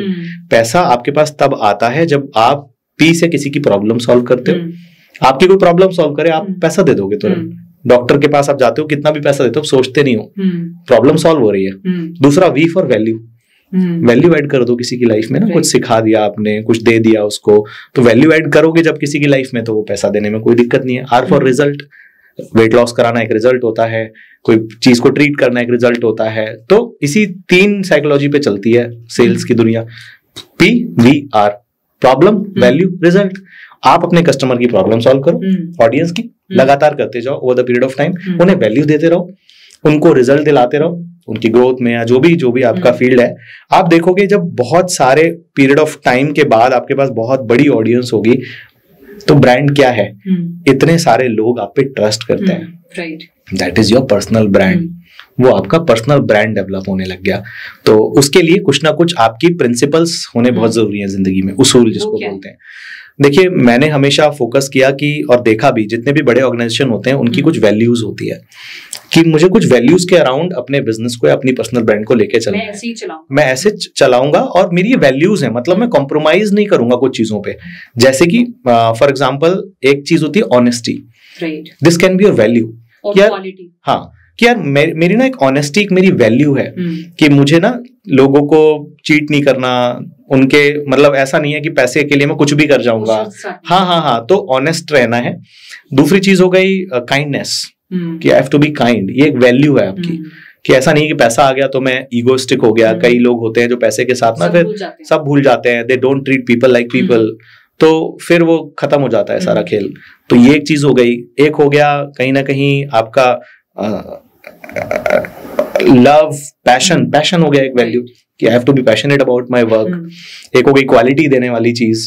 तो ये कुछ 4-5 वैल्यूज आप अपनी जिंदगी में बना लो। ये मेरी वैल्यूज हैं जो मैंने बताई हैं, आपकी कुछ भी वैल्यूज हो सकती है। और मुझे लगता है कि जब हम बचपन में घर में पैदा होते हैं और बड़े होते हैं, तो हम सबको ना घर से कुछ ना कुछ वैल्यूज मिलती है। So I have been lucky enough कि मुझे वैल्यूज मेरे घर से मिली हैं कि बेटा पैसा चाहे कम कमा लेना, लेकिन ना नाम खराब मत करना, नाम बहुत इज्जत खराब मत करना। और ये मिडिल क्लास में मिलती है। और आप अगर उसको मान के चलोगे ना, तो आप ब्रांड अपने आप बन जाओगे जो भी काम कर रहे हो उसके अंदर। बट आप उन चीजों को फॉलो नहीं करोगे पैसे को ऊपर रख दोगे, अपने प्रॉफिट्स को ऊपर रख दोगे, रिलेशंस को साइड कर दोगे, आपका नाम खराब होने लगेगा मार्केट में। तो कोई भी बिजनेस है, वहां बिजनेस का मतलब होता है रिलेशंस, लोगों से ट्रस्ट, यही सब चीज है। तो कुछ वैल्यूज बना लो, अपने आप देखोगे, बट लंबा चलना पड़ेगा आपको। आप दिखते रहो लोगों को बार बार। कुछ लोग क्या होते हैं, कुछ समय कुछ करेंगे, थोड़े टाइम कुछ और करेंगे, फिर कुछ और करेंगे, फिर कुछ और करेंगे, तो लोगों का परसेप्शन बन जाता है यार ये व्यक्ति तो जो है ये कभी एक काम में टिकता ही नहीं है। तो एक काम को लंबे समय तक अगर आप, ठीक है थोड़ा टाइम एक्सपेरिमेंट कर लो, jumping on to another thing, हाँ बट कर लो, उसके बाद जब क्लियर हो गया ना यार ये चीज है, this is my cup of T, अब चलना है, तो फिर चलो लंबा चलो, अच्छे समय तक लोगों को सर्व करते जाओ, and you will become personal brand. I totally agree with your point। और जैसे आपने पर्सनल ब्रांड के बारे में बात करी, पर्सनल ब्रांड आजकल काफी लोगों को समझ ही नहीं आता कि है। एंड पर्सनल ब्रांड लोगों को लगता है कपड़े कैसे पहने हैं, दिखता कैसा है, यार ये तो बहुत आउटर चीजें हैं, ये इंटरनल चीजें नहीं है, ये तो आउटर है, ये तो बहुत बाद में आती हैं सारी चीजें। ठीक है, फिर पर्सनल ब्रांडिंग में आपकी ये सब चीजें भी आ गई, बट ये उतनी मैटर नहीं करती जितनी ना वो सब चीजें मैटर करती हैं जो मैंने अभी आपको बताई। Personal branding is very important yes in today's world. Sir हम बिल्कुल अंत तक पहुंच चुके हैं इस बातचीत के, और अंत में एक क्वेश्चन आपसे रहेगा, लेकिन वो क्वेश्चन नहीं है, मतलब it is a 1-to-1 talk as we are doing. I know the answer previously only, but क्या आपने कभी फेलियर देखा है, यस और नो? बहुत बार। So what are the lessons, चलो what are the what is the one particular lesson that you have learned through your failure journey, or through the failures that you have experienced in life all over these years? The lesson is the failure is very important. Failure बहुत important है। मतलब अगर आपको failure नहीं मिलेगा ना, मैं honestly बोल रहा हूँ, आपको सक्सेस की वैल्यू ही नहीं होगी। अगर आपको गड्ढे वाली सड़क नहीं मिली है ना, हाईवे की वैल्यू नहीं होगी आपको। अगर आपको खराब खाना नहीं मिला है ना, तो अच्छे खाने की वैल्यू नहीं होगी। सही बात। खराब लोगों से नहीं टकराए हो ना, तो अच्छों की वैल्यू कैसे करोगे? तो खराब चीजें और फेलियर, मेरे अकॉर्डिंग ना, मैं पूछता हूँ जैसे कई लोगों से, अगर आप कोई क्रिकेट मैच खेलते हो, या तो आप जीतते हो या तो आप हारते हो। मैं बोलता हूँ आप हारते नहीं हो, आप सीखते हो। अच्छा। हार आपके लिए, किसी के लिए वो हार है, किसी के लिए वो लेसन है। Failure is never a destination, failure is just a lesson. आपने लेसन लिया ना, मान लो आपने कोई साइकिल चलाई, आप गिर गए, आपने बोल दिया मैं तो फेलियर हूँ। एक व्यक्ति ने लेसन ले लिया वहां से कि अब ये गलती नहीं करनी है मुझे। तो failure is just a lesson, और जब तक आप फेल नहीं होगे तब तक आप सीखोगे भी नहीं। जब तक आप गिरोगे नहीं तब तक आप सीखोगे कैसे? आप मुझे बताओ, जितने भी सफल लोग हैं, जितने भी वो सफल बने हैं, उनके पीछे आप देख लो, उनकी फेलियर भी उतनी ही बड़ी है। सचिन तेंदुलकर ने सबसे ज्यादा 100s मारे हैं। आप बताओ सबसे ज्यादा आउट कौन हुआ 90s में? सचिन तेंदुलकर। सबसे ज्यादा हिट मूवी अमिताभ बच्चन जी ने दी है। सबसे ज्यादा फ्लॉप मूवी उठा के देख लो, अमिताभ बच्चन जी की ही है। देख लो आप उठा के, सबसे ज्यादा फ्लॉप भी उन्हीं की मिलेंगी। मतलब जितना ज्यादा कोई सफल हुआ है ना, उसने ज्यादा क्रेज रहा है। हाँ, और उतना ही ज्यादा फेलियर्स को फेस करते हुए वो व्यक्ति वहां तक पहुंचता है। तो अगर आप फेलियर फेस नहीं करोगे ना, आप सीखोगे नहीं, आप स्ट्रांग नहीं बनोगे। हम एग्जांपल देते हैं KFC का, कितना बड़ा ब्रांड है, बट उसके ओनर की अगर आप स्टोरी उठा के देखोगे ना, तो जब उन्होंने अपनी रेसिपी, वो आर्मी में थे और आर्मी में उनके हाथ में गोली लग गई, उनको निकाल दिया गया वहां से। तो अब कुछ करना, कुछ तो करना है, तो उन्होंने एक रेसिपी बनाई और जाके लोगों के घरों में देना स्टार्ट किया। पहले 1000 घर से उनको रिजेक्शन मिली, नो मिली, यस, कई हजारों रिजेक्शन मिली, but he didn't give up and he continued. वो फेलियर ही तो था। तो नो, उन्होंने उससे सीखा, उसको इम्प्रूव किया, एंड उसको हम रिसर्च बोल सकते हैं, कुछ भी बोल सकते हैं, और आज वो दुनिया का one of the biggest restaurant brand है KFC। तो वही है कि नो का मतलब होता है नेक्स्ट वन या नेक्स्ट अपॉर्चुनिटी, राइट। और गिर के बोलते हैं ना, गिरते हैं सहसेरी सवारे मैदान जंग में, वो तिफल क्या खाक गिरेंगे जो घुटनों के बल चलते हैं। और मंजिल तो मिल ही जाएगी, भटकते भटकते ही सही, गुमराह तो वो हैं जो घर से निकले ही नहीं। सही बात। तुम फेल तो तब होगे ना जब कोई ट्राई करोगे। मेरे अकॉर्डिंग फेलियर वो नहीं होता।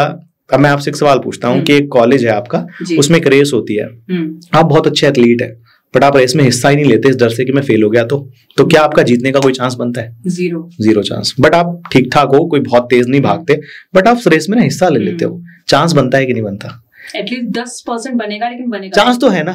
तो बोलते हैं कि हम जीतेंगे या हारेंगे तो बात की बात है, बट हम कोशिश ही नहीं करेंगे तो गलत बात है। सही बात है। तो आप कोशिश करोगे, गिरोगे भी, है ना। और वो बात एक बोलते हैं कि जो अकल ना आपको जिंदगी में बादाम खा के नहीं आती ना, वो अकल आपको ठोकरे खा के आती है। फेलियर इज नथिंग, कुछ नहीं है फेलियर। आप फेलियर को ना ठप्पा मत बनाओ कि भाई मैं तो फेल हो गया किसी काम में। You don't know how valuable this is. जितनी भी किताबें पढ़ते हो ना आप ऑथर्स, इसमें ज्यादातर आपको फेलियर की स्टोरी मिलती है उनकी। आप मूवीज उठा के देख लो, उसमें क्या होता है, अगर कोई स्ट्रगल ही नहीं आता, मूवी अच्छी लगती है क्या? Mahendra MS Dhoni movie, Sachin movie, कोई भी बायोग्राफी उठा के देखो आप। मैं साइना नेहवाल के साथ में था, उन्होंने अपने इतने स्ट्रगल्स बताए। अभी मैं संग्राम सिंह के साथ था पिछले हफ्ते, उन्होंने अपने किसी भी सफल व्यक्ति को उठाओगे ना, उनके स्ट्रगल्स आपको लोग वो देखते नहीं है। हाँ, लोगों को सर का ताज नजर आता है, पैरों के छाले नजर नहीं आते। एकदम से इतने फेमस बन गए, हाँ, कुछ करा ही नहीं होगा, yes. है ना, वो कुछ अलग चीजें सोचना शुरू कर देते हैं। राइट। समझ रहे हो? ओवरनाइट जब मेसी से पूछा गया ना कि how do you feel when you got overnight success, तो उन्होंने बोला कि it took me 17 years of long practice to get this overnight success. 17 सालों की प्रैक्टिस लगी है मुझे, तब ये सक्सेस मिली है जिसको आप ओवरनाइट बोल रहे हो। सो ओवरनाइट नहीं होती।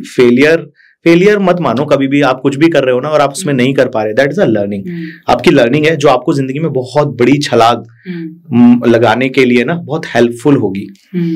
तो कितने फेलियर्स के बाद आप देखो, मतलब आप जो भी स्टार्टअप्स है ना, वो पहले कई फेलियर करे होते हैं, तब एक सक्सेसफुल बन के आता है।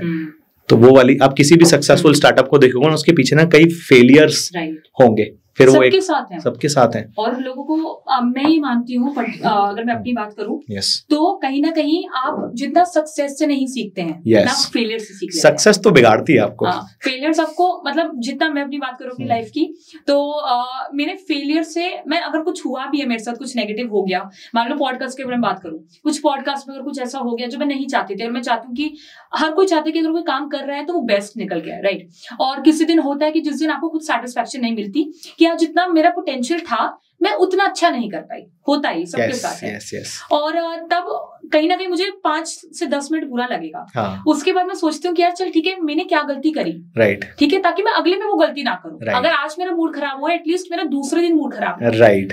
लोग क्या करते हैं, लोग उसे लेके बैठ जाते हैं कि लेके ही बैठे रहे। ठीक है, गलती की, उससे लेसन लीजिए और आगे बढ़िए।